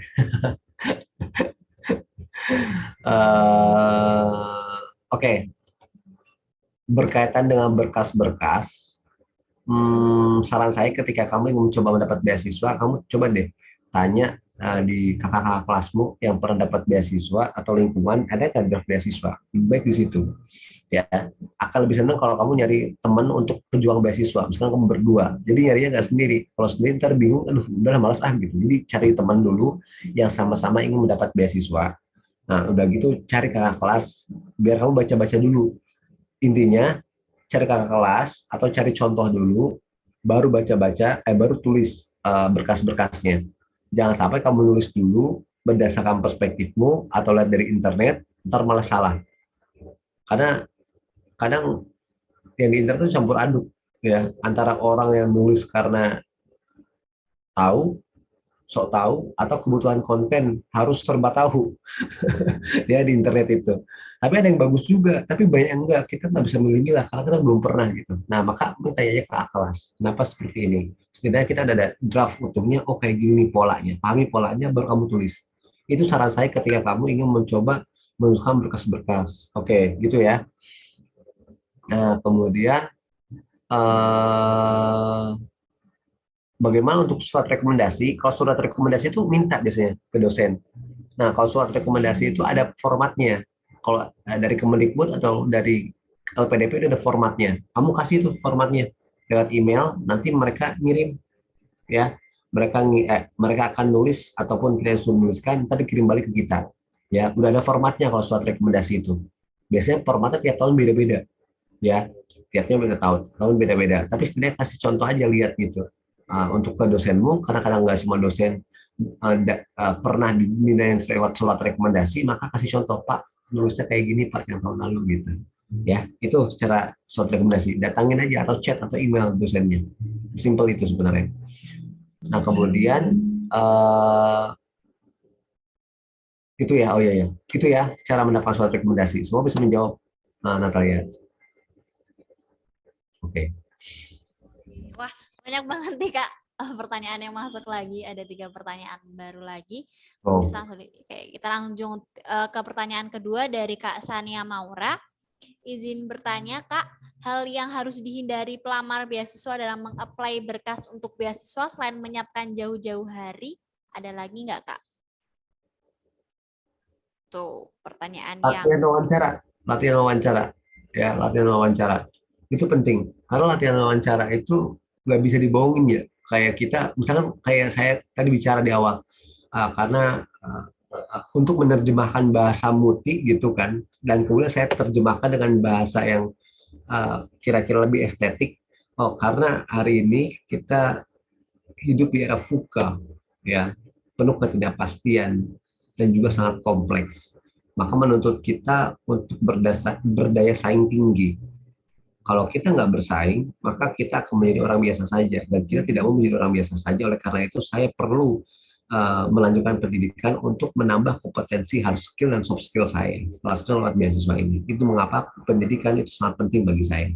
Nah itu kan diolah kata-katanya. Ya, bagi mungkin saya terbiasa karena udah sering dengerin orang wawancara gitu kan. Oh dia jawabnya kayak gini, bagus ya. Karena kita pengen denger orang yang jawabannya sendiri dan dia menarik gitu. Oh gitu. Kalau orang ya saya pengen mendapat beasiswa karena saya juga butuh uang, orang tua saya nggak punya. Semua orang kayak gitu. Tapi apa bedanya? Kalau dia sama kayak gitu ya, semua orang kayak gitu juga. Nggak punya uang orang tuanya, pengen lanjut pendidikan. Terus gimana dong? Ya pokoknya saya berkomitmen untuk siap menjadi bagian hebat dari beasiswa ini. Semua orang ngomong gitu juga, terus gimana dong? Kan nggak selesai-selesai. Nah itu perlu latihan, ya nggak sekali 2 kali latihannya, ya latihan untuk. Tapi ada orang yang kalau ngomong ngalir aja tapi enak. Nah itu udah mungkin udah kayak potensi dia gitu. Nah kalau kita kan ada jangan mengalami potensi kita aja, tapi kita coba untuk bangun, ya. Karena kalau hidup ngalir, kita wawancara ngalir aja, nggak bisa. Ngalir perlu persiapan. Karena nggak semua air itu mengalir ke lautan. Banyak juga air yang mengalir ke comberan. Maka ketika beasiswa, ketika kita sebelum mengalir ke comberan, kita persiapan supaya apa yang kita wawancarakan itu mengalir ke lautan. Begitu teman-teman. Oke. Semoga bisa menjawab ya, Sania. Oke, kita lanjut ke pertanyaan ketiga ya Kak, karena ini ternyata semakin banyak lagi nih yang tanya. Kita beralih ke Kak Maria Ulfa. Selamat malam Kak, izin bertanya. Kak, saya Maria, baru mau mencoba untuk daftar beasiswa, tapi skor TOEFL-nya belum pernah mencapai target. Apakah ada tips and trick untuk mencapai target skor yang diminta penyalur beasiswa? Silahkan Kak. Oke, ya. TOEFL ya. Kalau TOEFL, salah saya les. Udah les. Tapi lesnya khusus untuk TOEFL. Ya, khususnya untuk TOEFL. Karena TOEFL itu punya trik sendiri. Ya, TOEFL itu ada trik sendiri untuk mengerjakan. Mungkin kamu pernah nyoba juga kayak gitu, pernah denger ya, oh TOEFL itu ada trik and tipsnya sendiri ya, makanya les aja. Entah, sekarang les online tuh banyak banget dong untuk TOEFL bagus, ikutin aja. Yang kedua, banyak sekarang bertebaran TOEFL yang tahun lalu, misalkan kan TOEFL tuh tiap tahun ganti ya. Misalkan kamu mau tes TOEFL tahun 2018. Nah 2019 tuh tes TOEFL itu udah berubah lagi, nggak lagi yang 2016, 2019 beda lagi. Nah kamu coba pelajari atau cari ke teman yang punya tes TOEFL yang tahun 2018 gitu. Kayak aku dulu, aku mau tes TOEFL tahun 2018. Aku punya tuh draft ujian tes TOEFL nasional yang udah nggak dipakai lagi tahun 2016. Saya latihan di situ. Jawabannya ada juga. Dan saya hitung-hitung, ternyata listeningku jelek banget ya. Kurang di listening. Aku kurang di listening. Nah, di sini jadi indikator. Berarti yang harus aku perdalam setidaknya gimana sih supaya aku bisa lebih ngerti listening. Setidaknya di listening itu nggak jelek banget. Yang lain grammar oke lah. Aku coba grammar bagus gitu kan sama yang lain. Tapi listening jelek banget. Nah, gimana supaya cara bagus? Nah, itu yang ditang. Jadi coba memang latihan itu membuat kita bisa kan gitu. Itu ya cara itu TOEFL, les-lesan aja, banyak murah, nggak promosi ya, tapi saya gitu juga dulu soalnya, teman-teman saya gitu juga dulu. Kalau jawaban konkret, nah jawaban konkretnya ya ada di les-lesan itu, tapi pilih-pilih les-lesan yang udah kredibel, itu aja. Oke. Iya, benar nih. Oke, kita lanjut ke pertanyaan selanjutnya lagi ya Kak. Ini masih ada 2 pertanyaan lagi di sesi ini. Kita tutup dulu ya pertanyaannya, biar nanti kita bisa lanjut ke materi selanjutnya. Untuk 2 pertanyaan ini, yang pertama dari Kak Natalia Citra lagi tadi Kak. Izin bertanya lagi Kak, untuk pembahasan kakak sebelumnya, saya tertarik dengan mentor. Karena kita tidak tahu nggak mudah untuk mencari kakak tingkat yang mengikuti beasiswa yang sama. Apakah ada mentor di luar dari universitas dan adakah rekomendasi dari Kak Hanif? Gitu. Mungkin sekalian pertanyaan kedua dari Kak Ikram Haji. Selamat malam Kak, izin bertanya, kalau tidak salah ada beasiswa yang harus menyertakan letter of acceptance LOA. Ya, untuk kampus dalam negeri. Kalau misalnya udah dapat tapi belum dapat beasiswa, masih bisa ditangguhkan nggak ya masuk kuliahnya? FYI, saya ingin apply S2 ke ITB, Kak. Terima kasih. Wah, keren nih. Silahkan, Kak. Bisa dijawab? Ya, thank you Muti. Untuk itu ya mentor tuh kamu silaturahim aja, sowan aja maksudnya. Kan yang dapat beasiswa tuh banyak banget dalam negeri, banyak banget. Ya, misalnya kamu pengen ke kampus mana, udah lihat aja di web. Kalau aku ya, jadi kita tebal muka muka badak. Pertama kamu lihat penerima beasiswa, misalkan kampus UGM S2 2021, kan ada tuh penerimanya. Misalkan ada namanya Muti Nur Inayah atau Hanif M Ibrahim, dicari Instagramnya Hanif M Ibrahim Muti, itu saya, Assalamualaikum Kak, saya ingin PS2 di UGM juga lewat LPDP, di chat. Saya sering gitu dulu kan, saya itu kayak gitu. Kok Kak nggak pede, nggak sopan, chat aja ya. Tapi chatnya jangan orang yang influencer, nggak akan dibaca. Kebanyakan chatnya orang yang kira-kira IG-nya aktif tapi dia nggak banyak follower atau nggak banyak ya gitulah, influencer kayak gitu, itu balas kok, serius, baik-baik. Karena salah satu yang diharuskan oleh teman-teman penerima beasiswa itu ya sharing kepada orang yang lain supaya dapat beasiswa, ya kayak gitu. Nah, kalau mau lagi dapat mentor dari luar, ya ikutin aja Bumi Scholar tuh. Bumi Sekolah tuh banyak mentornya yang beasiswa dan sebagainya. Sering kok kita ngadain program-program, kemana ada SDP, ada yang beasiswa. Kita ada kelas beasiswa ya, ada sekitar 40 orang, itu ada belasan tuh yang lolos beasiswa. Dalam negeri ada, luar negeri ada. Yang sekarang lagi di Finlandia ada, yang sekarang lagi di UK ada juga alumni Bumi itu. Yang di dalam negeri banyak, nggak cuma LPDP, beasiswa macam-macam lah gitu. Banyak. Itu karena mentor gitu. Nah, gimana saya ngubungin mentornya? Sama, saya bilang saya butuh mentor nih buat adik-adik, bukan buat saya gitu. Dan mereka akhirnya mau gitu, senang aku berbagi gitu. Apalagi yang di luar negeri kan kerjaan cuma kuliah, pulang, kuliah, pulang, ya kan, jarang yang kerja juga. Bosan kan mereka, sesekali pengen berbagi dong, pengen eksis dong. Nah, kesempatan buat kamu untuk tanya-tanya sama beliau gitu. Jadi berani aja untuk bertanya, ya. Itu cara mendapatkannya Natalia. Nah, Ikram, kemudian bagaimana? Katanya kalau dapat beasiswa harus menyatakan LOA. Tergantung, kadang enggak juga. Kayak misalkan LPDP, kamu nggak harus, kamu LPDP kamu dapat, kalau kamu dapat LPDP ke kampus manapun kalau nggak salah lebih mudah, kata temanku yang dulu dia dapat LPDP dulu tapi kampusnya belum. Eh, ada juga orang yang dia dapat kampusnya, ada juga orang yang dapat LOA dulu tapi untuk beasiswanya nanti ada juga, tapi itu ingat tergantung kebijakan kampus. Ya, aku nggak tahu ITB. Kalau Unpad kemarin nggak nerima. Jadi kalau udah diterima, dia harus masuk tahun itu Unpad. Karena temanku baru masuk Unpad lewat beasiswa Jabar Future Leader. Itu sama tuh orang, gagalmu dapat beasiswa, karena saya kesel, itu sahabat saya, kamu nggak bisa-bisa, nggak bener-bener bikin motivation letter. Terus saya bikinin motivation letter sama esai. Lolos Alhamdulillah, dapat 60 juta. Ya, sampai akhir gitu. Dan kata dia, kok aku bisa lolos ya? Dia sendiri bingung gitu. Bukan karena bingung, karena karena direvisi gitu. Kita revisi tentang bagaimana cara dia nulis. Dia udah bagus, tapi selama ini dia kurang tepat aja nulis esai kontribusi untuk negerinya. Jadi begitu dia ubah. Jadi itu sangat menentukan. Ya penting pokoknya untuk nulis esai itu kalau dikontribusi dikonsultasikan kok. Kayak kemarin lah, ada orang udah 7 kali untuk lamar kerja. Orangnya cantik gitu ya, model. 7 kali loh dilamar kerja, gagal terus. Aku ubah CV-nya. CV-nya kayak gini. Udah aku aja yang bikin. Kasihan banget kamu 7 kali gagal lolos gitu. Padahal udah bagus. Dikasih tahu tapi tetap aja CV-nya itu. Diubah dikit-dikit, dan dia revisi dikit, apply.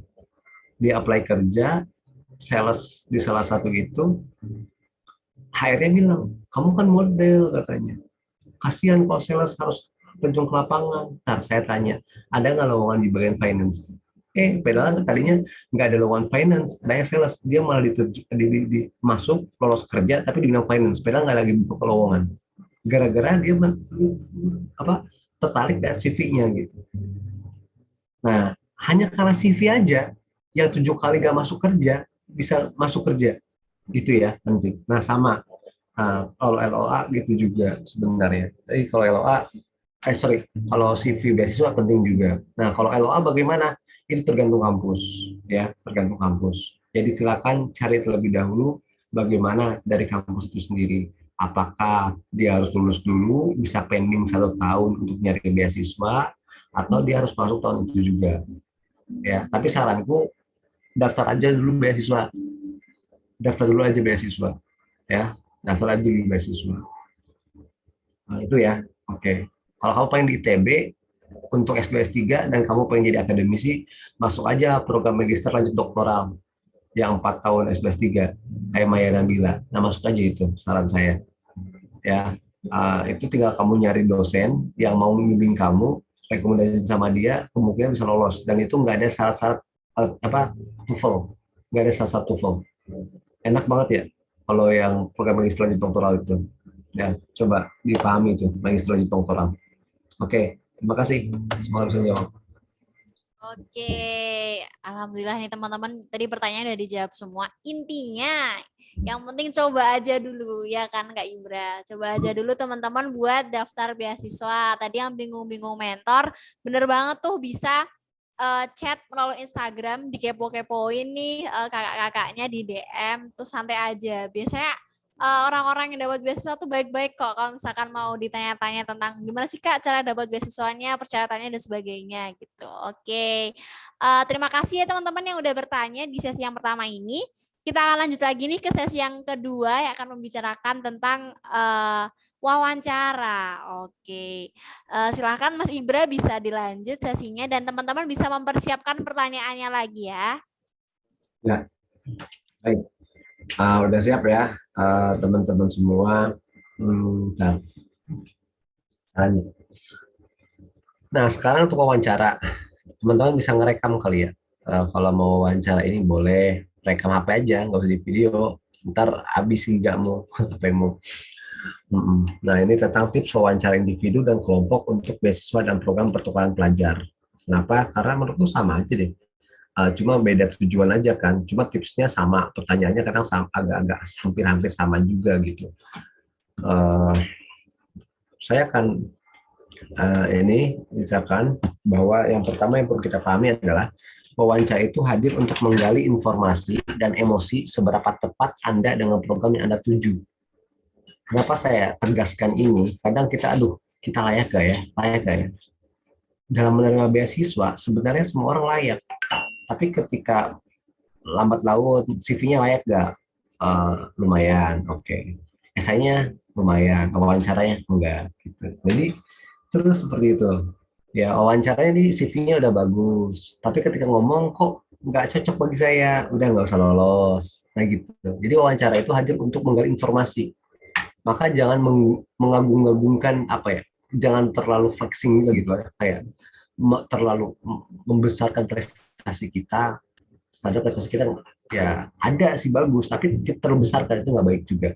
Jadi jujur aja dengan dirimu sendiri. Karena dia pengen tahu apa informasi yang kamu miliki, apa keunikan yang kamu miliki, dan bagaimana emosi kamu ketika wawancara. Oke, seperti itu ya. Nah, maka pewawancara itu adalah teman bicara. Anggap dia teman bicara. Selain memiliki ragam pertanyaan, tapi juga memiliki perasaan. Ya, kadang pertanyaan itu menohok, tajam, gugup, bikin kita takut.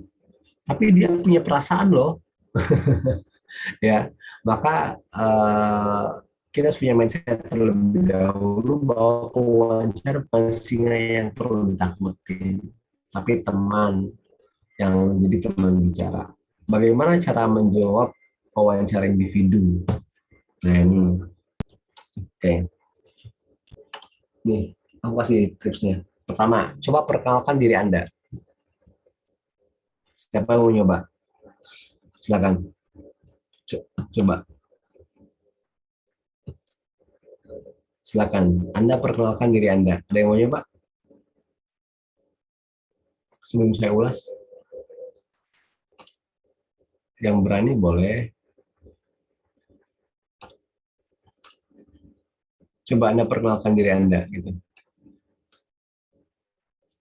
Oke. Ini ya. Yang mau nih. Apa sih contoh langsung aja?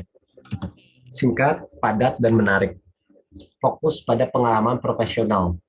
Ingat yang kedua, fokus pada pengalaman profesional. Ketiga, dapat diselipkan rutinitas hobi yang produktif. Tiga, jangan ceritakan seluruhnya karena memperlihatkan bahwa kamu tidak bisa mengarahkan situasi dan profesionalitas. Empat, akhiri dengan nilai positif atau sekilas arah hidup kamu. Contoh saya, Hanif, coba perkenalkan diri Anda. Baik, terima kasih atas waktunya. Mbak Muti, perkenalkan nama saya Hanif Ibrahim. Saya berasal dari Tasikmalaya. Saya kuliah di Magister Kenotariatan Universitas Islam Indonesia. Saya merupakan orang yang sangat senang untuk bergaul dan juga senang mengikuti kegiatan sosial. Saya termasuk orang yang juga hobi dalam bidang leadership. Terbilang saya cukup punya pengalaman di beberapa pengalaman leadership. Contohnya saya pernah menjadi ketua Kampung Hompimpa, saya pernah juga menjadi ketua ataupun direktur beasiswa unggulan budaya Indonesia, dan saya juga pernah menjadi koordinator di salah satu proyek di Yogyakarta. Jadi beberapa pengalaman itu saya senang karena bisa bertemu dengan sahabat, teman-teman atau rekan-rekan volunteer, yang mana itu membuat saya punya relasi dan membuat saya semakin semangat untuk meraih impian saya. Salah satunya yang saya senang adalah ketika saya memimpin menjadi ketua Kampung Hompimpa Yogyakarta. Ketika saya memimpin, itu terdiri dari berbagai latar belakang kampus, latar belakang semester, dan latar belakang agama. Disitulah saya benar-benar memahami bagaimana makna kontribusi secara sosial dari berbagai latar belakang. Di situ saya memahami tentang toleransi. Salah satunya, di situ juga saya belajar tentang manajerial, yang mana itu telah membuat saya dan menjadikan saya menjadi sosok yang lebih dewasa. Waktu itu saya pernah, gak usah diceritain. Waktu itu saya juga pernah mendapatkan apa ya namanya? Waktu itu saya pernah mendapatkan komunitas terbaik nasional, misalkan. Dan dari pengalaman itu saya punya niat bahwa saya harus bisa menjadi orang yang baik secara akademik, tapi juga kontributif secara sosial. Nah, diakhiri dengan kata yang penutup yang seperti itu. Ya, itu ketika kamu diwawancarai sama beasiswa yang outputnya itu adalah output sosial. Sosial. Tapi kalau kamu diwawancara sama outputnya akademik, kayak LPDP gitu, kamu nggak usah jelasin banyak tentang pengalaman-pengalamanmu. Supaya gini, baik, singkat, 1 menit. Perkenalkan, nama saya Nif M. Ibrahim, saya berasal dari Tasikmalaya, dan saya kuliah di Universitas Islam Indonesia jurusan Magister Kenotariatan. Saya memiliki beberapa kegiatan rutin di bidang hukum. Salah satunya saya aktif di bidang lembaga bantuan hukum di Pusat Studi dan Konsultasi Hukum. Sejak 2014 saya terjun di dunia hukum dan di Pusat Studi dan Konsultasi Hukum untuk membantu bagi masyarakat-masyarakat yang kurang tidak mampu. Selain itu, saya juga aktif di kegiatan-kegiatan kepemudaan di Yogyakarta, salah satunya melalui komunitas Kampung Hompimpa Yogyakarta dan juga komunitas beasiswa unggulan budaya Indonesia. Dari beberapa pengalaman itu, saya percaya bahwa saya harus profesional di bidang saya karena saya ingin menjadi orang sukses dan juga bernilai. Terima kasih, itu perkenalan dari saya. Ya, 1 menit. Itu kalau urusan akademik. Ya, jadi fokus ke bidang saya, hukum. Ada hobi saya di bidang hobi Pak, itu cuma ulas aja gak usah dijelasin. Tapi kalau misalkan beasiswa untuk kontribusi sosial atau untuk pertukaran pelajar, itu yang pertama. Ya, yang pertama tadi. Tapi kalau misalkan akademiknya diperkuat. Dan nggak usah banyak-banyak. Sisi lain organisasimu diulas aja, nggak usah dideskripsiin. Paham perbedaannya antara pertukaran pelajar sama beasiswa ya? Itu contoh aja, teman-teman bisa lebih baik, ya. Nah, kan setiap orang punya gaya masing-masing. Oke, sampai di sini. Yang kedua, nah ini yang sering apa ya, unik ya. Coba apa yang menjadi kelebihan dan kekurangan kamu, gitu. Kelebihan nggak harus kamu jelasin semuanya. Misalkan kelebihan, pastikan kelebihan itu relevan dengan tujuan program kamu.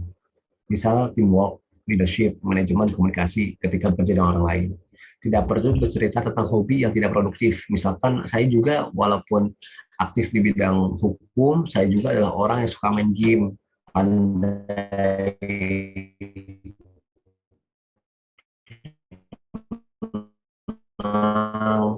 dan juga jogging. Itu nggak perlu ya, yang kayak gitu yang sifatnya nggak ada relevansinya itu nggak usah. Nah, terus kelebihan itu kalau bisa di follow up dengan ini, contoh kualitatif atau kuantitatif. Contoh gini, selama 3 tahun saya sudah aktif di bidang manajemen kegiatan-kegiatan. Salah satunya saya pernah menjadi project management di kegiatan bla bla bla bla bla bla bla bla. Di situ sebagai ketua, dan dari kegiatan itu saya menggait misalkan 12 sponsor dan juga mengajak 5 komunitas untuk kolaborasi. Nah, ini hasilnya. Jadi kelebihan itu di follow up dengan produk ini, dengan produk apa sih namanya, dengan bukti nyata yang udah kamu lakukan sebagai ketua atau sebagai orang profesional di situ. Ya, itu kelebihan. Jangan, kelebihan saya adalah pandai bergaul. Iya, pandai bergaul. Apa buktinya? Buktinya ketika saya pernah organisasi di bidang public relationship, humas, dan saya bisa bekerja sama dengan beberapa relasi di luar organisasi saya. Ada output nyatanya. Kayak gitu cara menjelaskan tentang kelebihan. Bagaimana cara menceritakan tentang kekurangan? Jangan humble bragging. Kamu berpura-pura lemah di awal, tapi pada akhirnya kamu malah memaparkan kelebihan. Saya tuh orangnya adalah orang yang egois, tapi saya sekarang udah belajar dan sekarang saya ada tipe orang yang bertanggung jawab. Allah itu mah merendah untuk meroket. Tapi gini caranya, saya ada tipe orang yang kadang tidak perlu lupa untuk beberapa timeline. Dan sampai sekarang saya udah selalu mencoba dengan mengantisipasinya melalui menuliskan hal-hal yang kira-kira sifatnya itu rutinitas dengan orang lain. Nah, jadi ada percakapan di situ. Ada bukti nyata untuk menambah kekuranganmu. Outputnya nggak usah disebutin, tapi output kamu mengurangi kekurangan lu ada di situ. Oke, gitu ya. Jangan humble bragging, berpura-pura lemah, tapi malah menunjukkan kelebihanmu. Itu jadi blunder. Apa yang sudah kamu lakukan untuk masyarakat? Nah, ini beberapa hal nih. Ya, kamu jelasin aja. Nah, nggak usah yang ke pelosok. Apa aja, kalau kamu pernah di TPA, TPA, kamu di Padepokan Asa, di Padepokan Asa, kamu di komunitasnya, komunitasmu. Kontribusi itu nggak harus di pelosok. Kalau bisa ya syukur. Nggak harus di luar negeri juga. Saya udah kontribusi untuk mewakili Indonesia dalam ajang internasional. Oke, kalau iya, kalau nggak, di SDM nggak apa-apa. Di desa aja nggak apa-apa. Tapi kamu paham betul nggak ketika kamu kontribusi di masyarakat? Nah, itu yang paling penting. Saya udah keliling ke 7 negara, apa jalan-jalan, ya nggak gitu juga kali.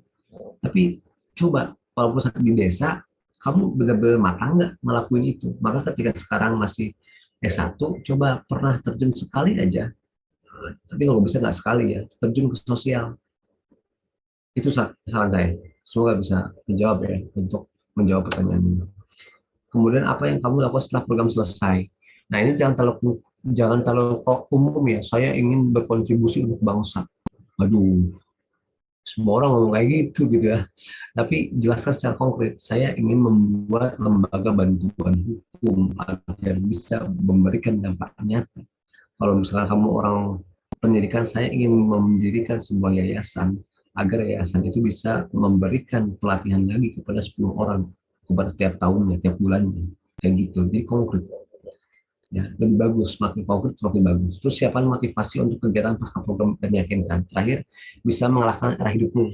Jadi kenapa sih kamu akan melakukan itu? Misalkan saya anak hukum, saya ingin melakukan, saya akan membuat lembaga bantuan hukum agar apa ya, agar bisa membantu masyarakat dalam bidang hukum. Sejalan dengan tujuan saya, ini bukan kontribusi kepada orang sebaik-baiknya apa yang kita mampu. Dan saya mampu di bidang hukum, maka saya akan memberikan kemampuan saya di bidang hukum. Ada prinsip kita di situ, dimulas gitu. Apa harapanmu 5 sampai 10 tahun ke depan? Nah, ini ya. Sebutkan maksimal 3 harapan dengan satu harapan yang paling besar dan konkret. Jadi jangan banyak-banyak. Saya pengen jadi pengusaha, saya pengen jadi profesor, saya pengen kebanyakan 3 aja. Dan satu yang paling konkret, yang paling dalam. Jelaskan esai artikel. Nah ini, jadi kamu jangan asal nulis esai, kamu harus paham juga. Ya. Mengapa kamu memilih ide tersebut? Saya udah tulis beberapa tipsnya dan tulisannya bagaimana saya menjawabnya. Nah ini alasan kamu dapat di sini. Banyak ya, ternyata teman-teman. Nah ini yang biasa pertanyaan pamungkas di akhir. Mengapa kami harus memilih Anda? Oh. Jawabannya respon dengan positif. Kuatkan alasan bahwa kamu sangat berharap atas program tersebut karena penting untuk mendukung. Susun strategi yang sudah kamu sesuai dengan personalitimu. Maksudnya begini, kenapa kamu harus memilih Anda? Nah, ketika itu saya layak dipilih karena saya akan siap berkontribusi untuk masyarakat. Dan beasiswa ini juga akan sangat membantu saya untuk mewujudkan impian saya dan juga mewujudkan impian ini selaras dengan impian beasiswa ini dan impian saya bahwa saya akan berkontribusi secara sosial. Jadi diintegrasikan antara tujuan dirimu dengan tujuan dari beasiswa itu. Intinya itu. Kalau ada pertanyaan, mengapa kami harus memilih Anda? Nah, terakhir ada sesi wawancara kelompok, teman-teman. Saya ulas-ulas aja, nggak usah panjang lebar. Nanti teman-teman bisa baca. Tips wawancara kelompok, utamakan komunikasi, manajemen waktu, bicara sesuaikan menit yang diberikan dan jumlah episode SDG. Misalnya gini, kamu dikasih waktu 60 menit, orangnya ada 6, berarti kalau bisa tiap orang normalnya ngomong 10 menit, paling dikit 8 menit, paling banyak 12 menit. Kalau aku nambahnya 2 menit dari jatah kita bicara. Kalau orangnya pada pasif 15 menit, jangan terlalu dominan. Dikasih 60 menit, kita bicara 20 menit. No. Ini orang serakah nih, malah gitu. Kamu merasa bahwa aku pinter, aku bisa ngomong banyak nih. Kamu merasakan gitu ya? Karena kamu aktif paling banyak. Padahal orang, kalau misalnya yang lain pasif, kamu aktif mengajak orang untuk bicara, bagus. Tapi kalau masalah yang lain aktif juga, tapi kamu malah menghabiskan waktu orang lain, nah itu menjadi nilai negatif buat kamu. Itu penting. Itu banyak banget yang dilakukan anak muda ketika ingin seleksi beasiswa ataupun wawancara exchange. Terus utamakan kolaborasi, jangan dominan pada opini sendiri.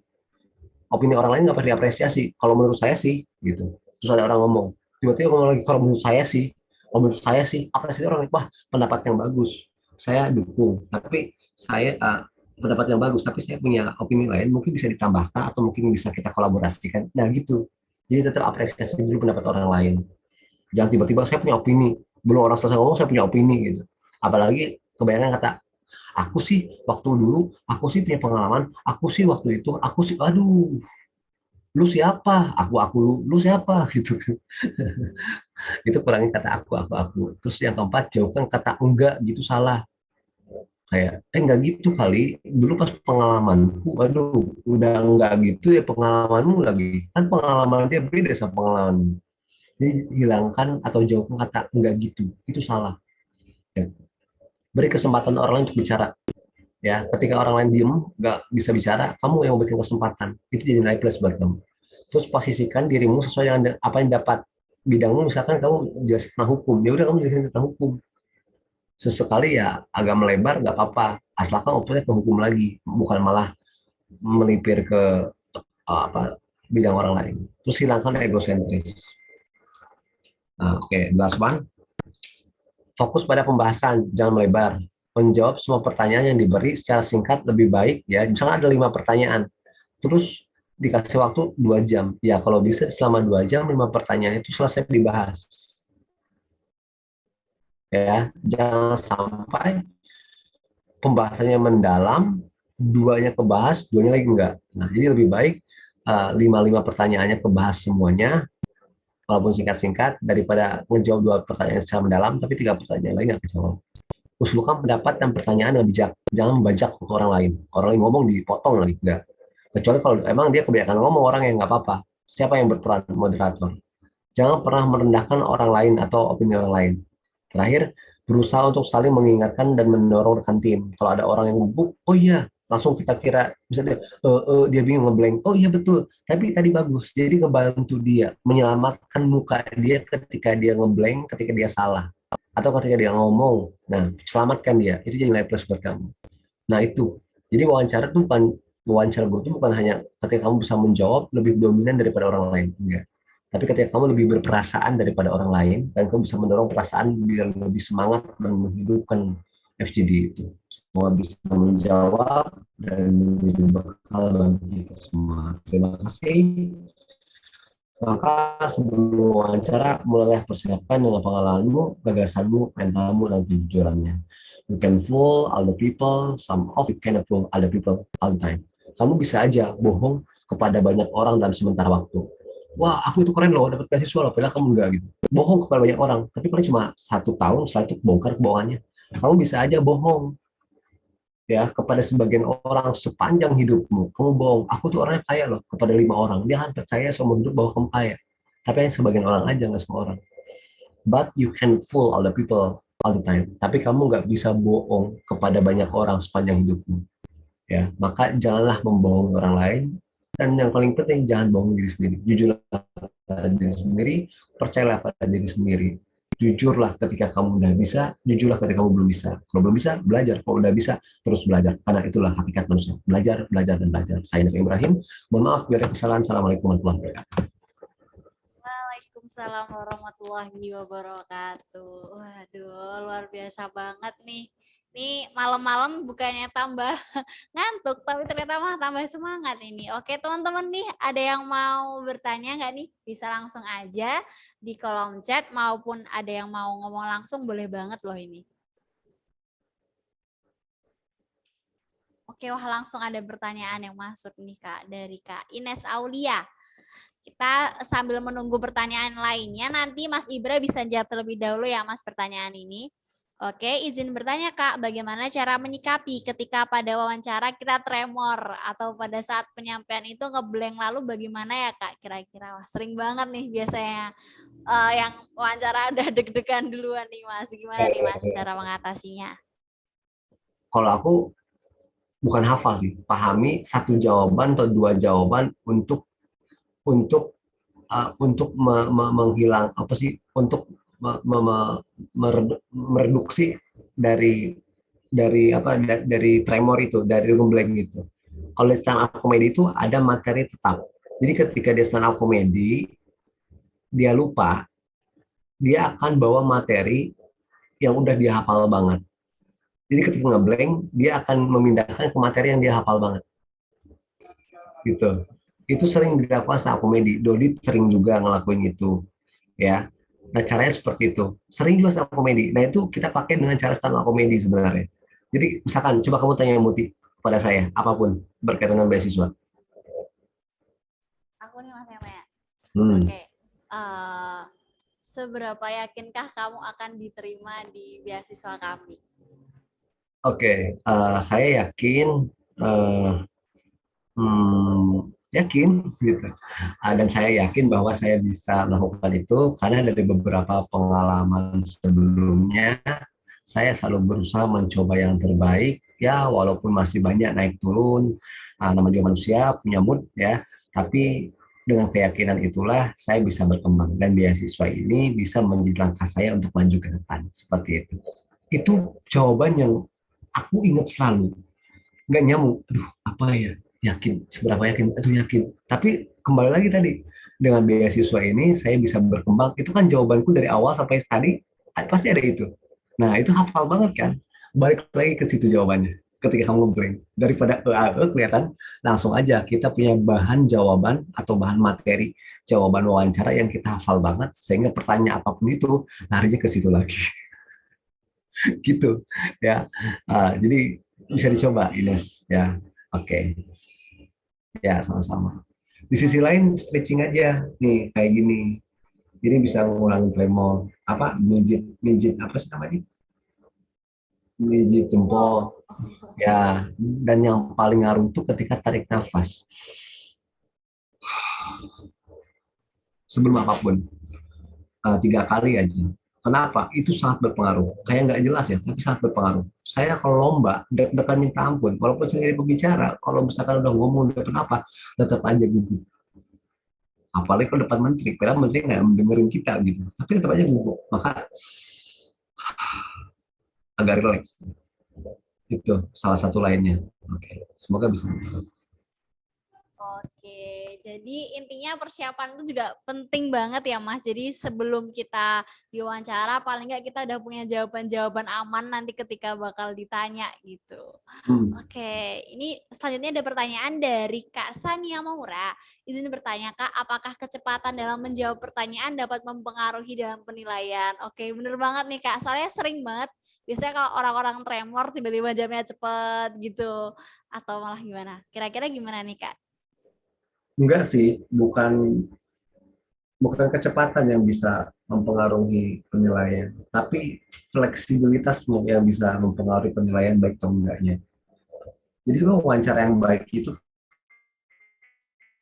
saya tadi wawancara lebih kepada bagaimana wawancara mahasiswa dan beasiswa ya. Tapi kalau gaya kerja gitu, oke, coba nih perkenalkan diri Anda atau apa yang bisa meyakinkan saya supaya kamu lulus.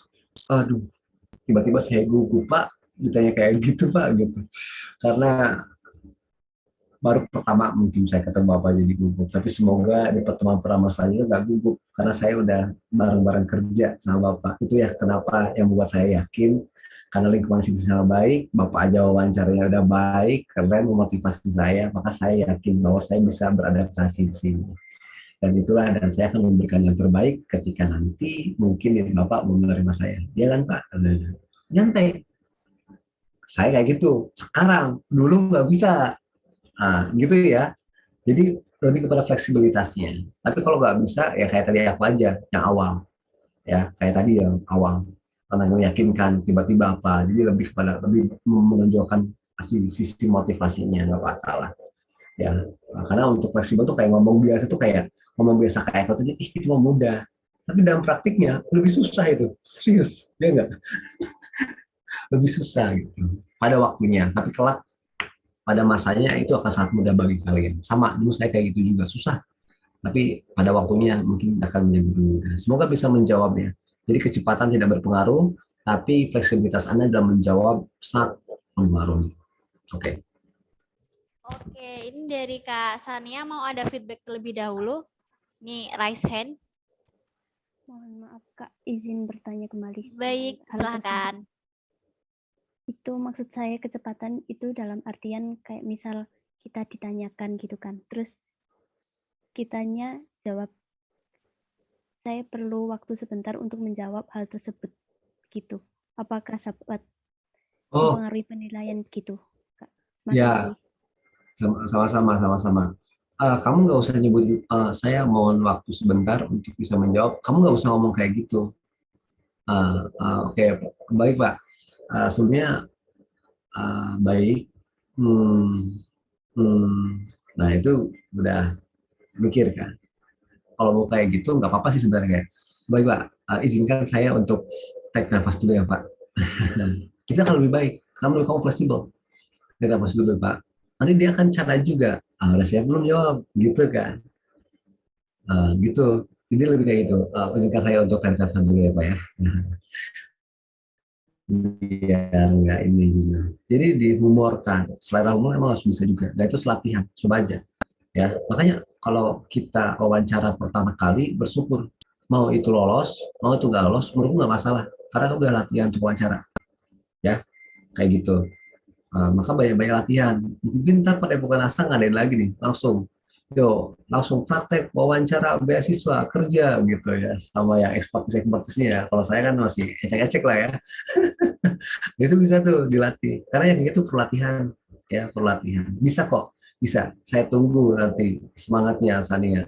Ya, jadi kecepatan nggak mempengaruhi, tapi bagaimana kamu menanggapi itu lumayan. Kan kamu bingung nih, belum bisa jawab, minta aja, Kak, boleh izin untuk tarik nafas di sejenak, sambil senyum tapi, kalau itu sambil sejenak, wah, dia orang, wah, ini orang lagi berusaha menghadapi tremor, kan gitu, kata si interviewernya. Itu jadi life plus buat kamu. Dia bisa menghadapi emosi yang sedang tidak baik dalam psikologinya ketika dia lagi tekanan apa dalam tekanan blank gitu kan.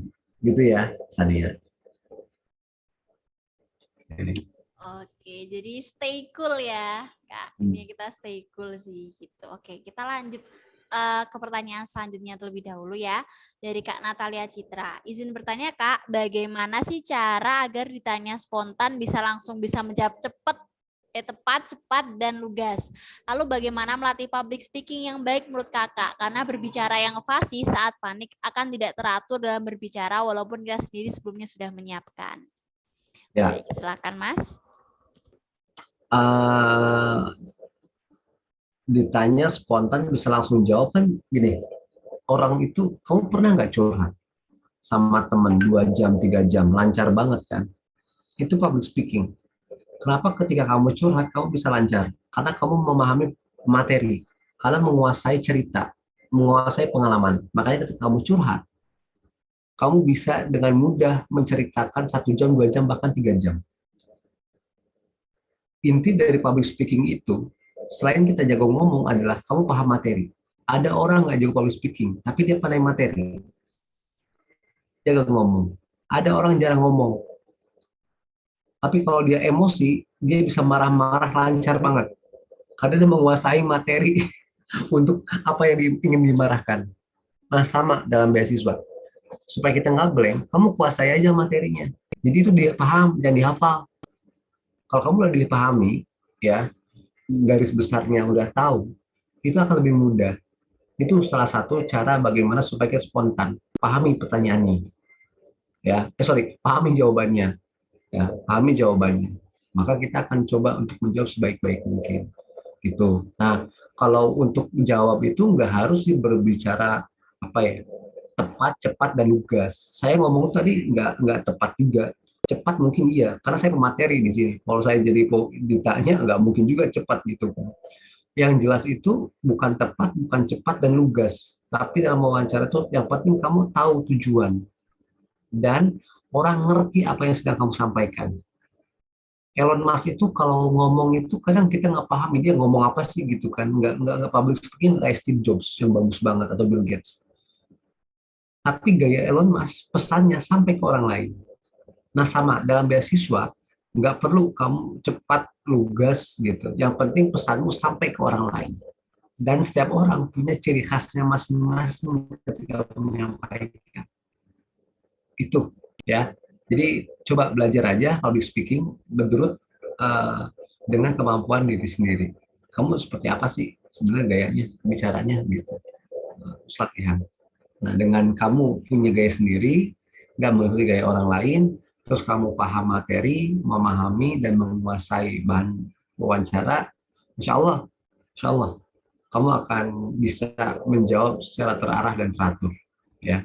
Walaupun terbata-bata, tapi pesannya tetap sampai dan HRD akan memahami itu. Oke, semua bisa menjawab. Siap. Oke, teman-teman, ada yang mau bertanya lagi nih, dipersilahkan lewat chat maupun ada yang mau bertanya lewat langsung nih, mau ngomong langsung nih, biar nanti bisa direspon langsung nih sama Mas Ibra. Oke. Oke Kak, sebelumnya aku mau tanya dulu sih Mas gini. Tadi kan ada ya ketika diwawancara itu biasanya kita disuruh buat menunjukkan apa kelebihan dan kekurangan gitu. Biasanya yang paling bingung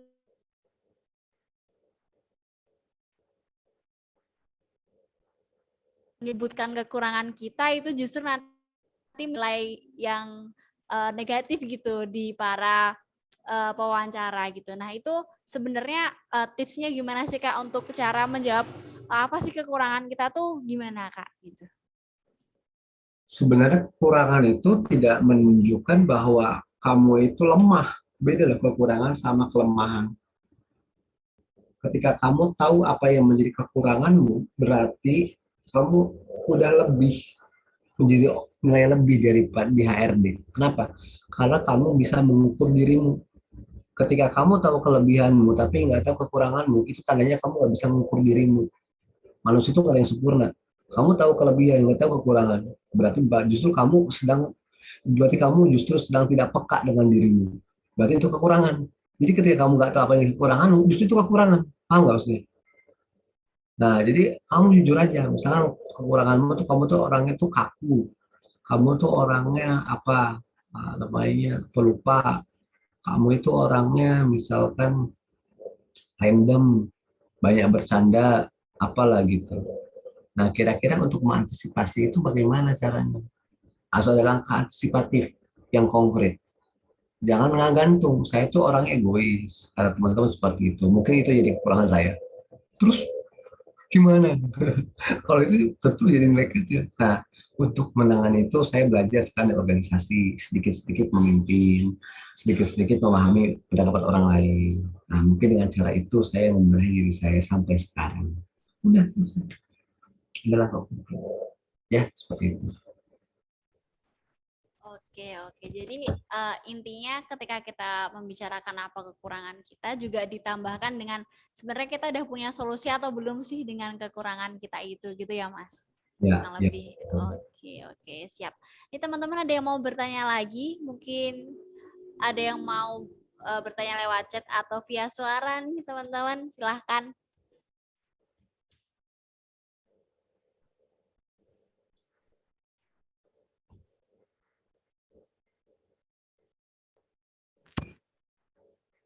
Mari teman-teman, ada yang mau bertanya lewat chat lagi kah? Atau mau langsung ngomong nih sambil on cam? Boleh banget loh teman-teman.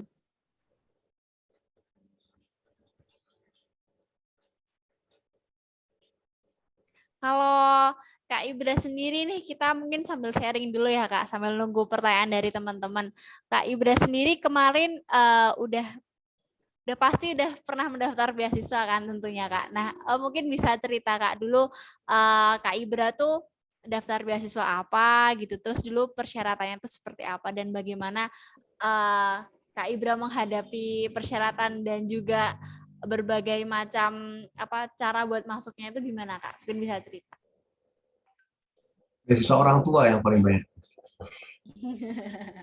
Caranya mah akhir bulan mah, awal bulan jangan lupa, gitu caranya.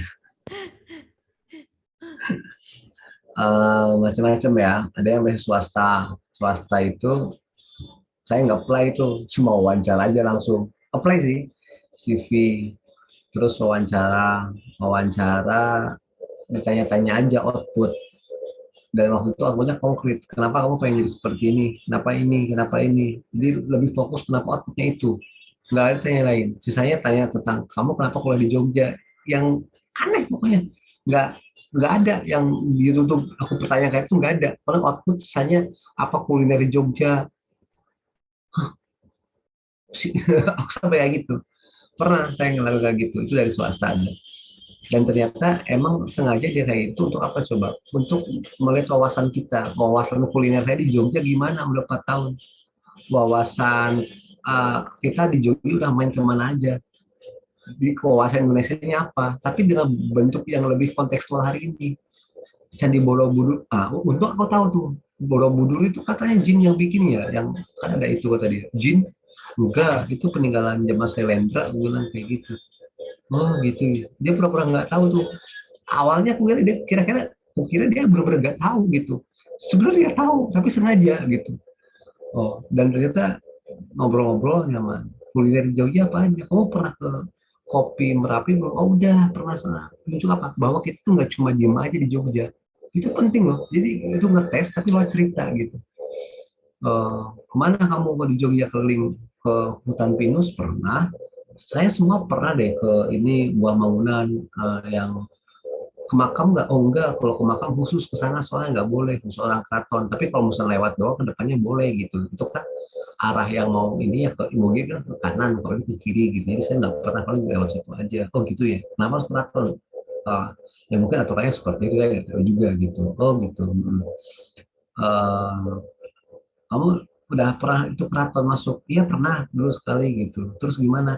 Ya pokoknya suasana kayak ada apa aja batik. Dia nanya kayak gitu. Hal-hal yang memang sebenarnya apaan sih nanya kayak gini gitu kan.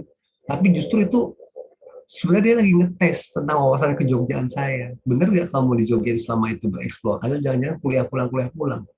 Kayak itu menentukan karaktermu. Berarti kan kamu pengen punya pengetahuan lebih gitu. Gitu, pengetahuan lebih gitu. Itu ya, jadi itu pengetahuan. Jadi dia ngetesnya lewat pengetahuan kontekstual, bukan pengetahuan yang kenapa kamu pengen kuliah di sini. Enggak, itu dari swasta. Kalau dari teman, saya juga pernah dulu, Jarum ya, pernah ya Jarum. Itu Jarum tentang leadership dan juga yang kontekstual ya. Waktu itu bahasanya tentang SEA Games. SEA Games ya. Saya tanya tentang sepak bola tuh sama badminton tuh kesukaan saya. Topik Hidayat sama Susu Santi. Kenapa kamu suka Susu Santi? Karena dari Tasikmalaya. Wah, kamu di Tasikmalaya. Gimana? Kamu tahu? Iya, nama Susu Santi itu di itu jadi gor di Tasikmalaya. Jadi kayak gitu. Wawasan kita luas aja, teman-teman. Eh, emang kayak aneh ya. Saya ngejelasin kayak gitu ya. Kalau di swasta tuh aneh ya kayak gitu. Tapi justru karena HRD beasiswa Jarum tuh teman saya sekarang. Dulu bukan, sekarang dia gitu. Jadi teman saya sekarang. Dia nanyanya kayak gitu. Dari semua CV-mu yang dia tanya cuma satu. Bisa jadi pas pengalaman SD, bisa jadi pas pengalaman ketika di satu organisasi, satu project. Enggak nanya yang lain, cuma satu project yang dia tanya. Tapi kamu paham betul nggak apa yang kamu tulis di CV-mu? Itu kalau Jarum yang pengalaman. Ketika wawancara ya. Asalkan tesnya lulus dulu ya, tes IQ, bukan IQ sih, wawancara kayak gitu, bangsaan, nah itu lulus dulu. Kalau udah itu lulus, wawancara deh gitu, wawancara bisa di itu. Tapi kalau udah tes kayak gitu, kamu cari sendiri caranya gitu. Karena saya nggak bisa ngejelasin, IQ harus kayak gini jawabannya loh, nggak, kamu latihan gitu. Gitu. Terus Kemdikbud, kalau Kemdikbud itu dia lebih kepada Kemenpora deh. Kalau Kemdikbud tuh flat aja sih, yang penting rencana akademikmu gitu. Nah kalau Kemenpora itu lebih kepada output kepemudaan. Nah saya ngejelasin program tentang dulu pemberdayaan sosial ke pelosok. Itu proyek saya tuh kayak gitu. Dulu kalau Kemenpora itu. Cuma nggak diambil beasiswanya waktu itu karena akhirnya saya ngambil yang sebelah. Ada dua, pokoknya yang satu nggak diambil, yang satu diambil. Karena kalau Kemenpora itu cuma beasiswa ini, beasiswa untuk apa sih namanya? Untuk kuliah doang, nggak sama biaya hidup. Nah kita kan guru biaya hidup tuh. Nah itu sih alasannya. Jadi kalau Kemenpora lebih kepada bagaimana dan ditanya tentang kontribusi kita, prestasi kita maksudnya. Karena Kemenpora itu syaratnya minimal juara satu tingkat kota ataupun kabupaten. Kalau udah nasional kemungkinan bisa menang banyak tuh kamu tuh nasional. Tapi penyelenggaranya siapa? Gitu. Kalau penyelenggaranya NGO kurang, tapi kalau penyelenggaranya kampus itu bisa dipertimbangkan kamu layak gitu. Tapi masalah sekarang lomba banyak tuh, aku nggak tahu gimana pertimbangannya gitu. Itu ya teman-teman kalau dari Kemenpora. Dan sekarang kayak Kemenpora belum buka beasiswa lagi deh, adanya yang apa sih pelatihan-pelatihan apa gitu. Kalau dulu ya ada beasiswa, kalau sekarang setelah pandemi ya, aku belum baca lagi gitu. Nah itulah pengalaman dari saya ya, yang mana pengalaman itu kadang nggak ada dari apa yang saya presentasikan tadi. Iya, oke, siap Mas. Oh, ini sih Mas, ini mungkin sebelum kita tutup karena teman-teman udah nggak ada yang tanya, mungkin Mas Ibra bisa menjelaskan tentang Bumi Scholar dulu nih ke teman-teman. Di Bumi Scholar tuh bisa dapat apa aja sih Mas gitu. Tadi saya juga baru tahu nih ternyata di Bumi Scholar ada mentoring nih buat teman-teman yang pengen beasiswa. Nah, mungkin bisa dijelaskan sedikit nih Mas ke kita gitu. Siapa tahu kita-kita yang di sini bisa bergabung dengan Bumi Scholar. Oke, terima kasih Moti. Bumi Scholar, Bumi Bumi itu singkatan ya, beasiswa unggulan muda Indonesia, sekolah pelajar. Platformnya Bumi Sekolah, outputnya beasiswa. Cuma beasiswa itu nggak cuma pendidikan, finansial, tapi saya yakin beasiswa itu bisa bentuknya mentoring atau pelatihan. Karena di Bumi yang dapat beasiswa, katakan kemarin ada 15 orang batch pertama. Dan 15 orang itu 7 orang setelah itu ada yang kerja, enggak, beberapa orang dari itu ada yang kerja. Jadi gimana cara setelah 6 bulan dia tuh bisa dapat kerja. Kalau dulu kayak gitu. Karena beasiswa kan nggak harus, kalau kamu nggak dapat beasiswa ya kamu dapat uang dari penghasilan kan gitu. Nah kalau di Bumi lebih ke mentoringnya. Sebagai dapat finansial, supaya dapat itu. Jadi gimana caranya setelah 6 bulan kamu bisa struggle, kamu bisa membiayai kuliahmu sendiri, entah dengan kerja, entah dapat beasiswa. Ada yang dapat beasiswa setelah itu, ada yang dapat kerja setelah itu, dan macam-macam. Ya, karena kita nggak selamanya harus minta ke negara, nggak selamanya kita minta ke beasiswa. Ada waktu kita harus berjuang sendiri untuk menghidupi diri sendiri. Nah, itulah yang kemudian difokuskan oleh Bumi. Kalau kamu nggak bisa mendapat uang dari beasiswa, dapatlah cara untuk mendapat uang. Jangan manja. Nah, ketika kamu udah mendapatkan beasiswa selama 6 bulan, setelah kamu 6 bulan dilatih oleh Bumi, gimana cara kamu bisa struggling dengan dirimu sendiri, bisa dapatkan penghasilan entah dari manapun, yang penting halal. Dan kita ajarkan itu selama 6 bulan ke depan. Tentu kalau beasiswa finansial ada 600.000 per bulan bagi beberapa orang yang terima 15 sampai 21 orang. Cuma kan yang daftar banyak banget. Batch pertama aja yang lulus 15 orang. Kita nggak ada marketing nggak apa, yang daftar 21 ribu orang. Gila juga, 15 orang terpilih dari 21 ribu orang. Itu Bumi, LPDP-nya kalah sama Bumi waktu itu pertama-tama muncul. Karena pas momentumnya pas awal-awal corona, orang banyak di PHK kan. Wah, saya baca-baca itu sulit banget. Nah, oleh karena itu teman-teman, kalau pengen lihat Bumi, nggak perlu beasiswanya aja. Ada banyak program mentoringnya. Ada Bumi Leadership Program. Ya. Ada NSDP. Kalau tahun ini, Juni ini ada Bumi Leadership Program. Besok April sama Mei akan ada mentoring pendidikan dan juga pemberdayaan perempuan. Ikut aja ya, itu mentoringnya 1:10. Kemudian ada ulang tahun Juni, rencana kita mau kolaborasi tuh, pengen banget sama salah satu entah NGO atau platform manapun untuk bisa patungan beasiswa, nyari beasiswa yang mana beasiswa itu akan kita alokasikan pada bulan Oktober.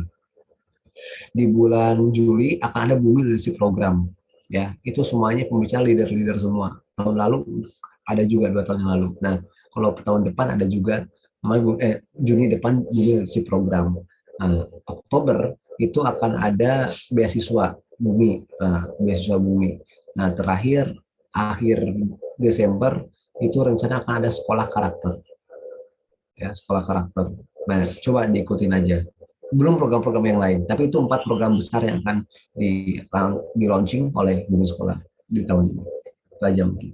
Semoga bisa menjawab. Nah, semoga bisa memberi informasi. Oke, siap nih teman-teman. Bagi yang pengen kepo-kepo sama Bumi Sekolah bisa langsung cek di Instagramnya ya, Mas Ibrahim. Ya, betul. Oke, siap-siap. Mungkin nanti teman-teman ada yang mau ikut join kegiatan-kegiatannya, biar teman-teman nggak ketinggalan informasinya, langsung aja di follow nih @Bumi Scholar. Oke, siap. Terima kasih sekali Mas Ibra, malam hari ini udah berbagi banyak banget pengalaman, pengetahuan sama kita-kita di sini. Oke, sebelum kita tutup acaranya, teman-teman bisa on cam terlebih dahulu nih. Buat dokumentasi kita bersama-sama. Yuk teman-teman, minta tolong untuk on cam terlebih dahulu. Oke teman-teman nih bisa Mas Iqbal, Mas Adi, Mas Dendi, Mbak Ines, Kak Natalia, Kak Sania, Kak Fahmi, Kak Zulfi, silahkan bisa on cam terlebih dahulu.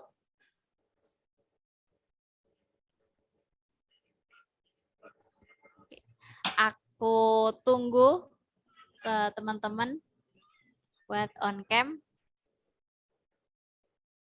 Aku hitung sampai 5. Kalau udah nggak ada yang on cam lagi nih, langsung mau dicekrek nih. Oke, 5, 4, 3, 2, 1. Oke, nggak. Ini kita ulangi lagi sih kalau yang mau dicekrek. Oke, teman-teman pasang muka terbaiknya terlebih dahulu nih. Yuk. Yang on cam nih nggak usah ditutup-tutup juga kan. Langsung aja yuk. Aku hitungan ketiga, aku langsung cekrek. Oke. 1, 2, 3. Oke, siap. Sebentar, aku copy dulu. Tadi merasa paling ganteng, sekarang aduh kalah, saingannya banyak. Aduh, sebentar Mas. Oke.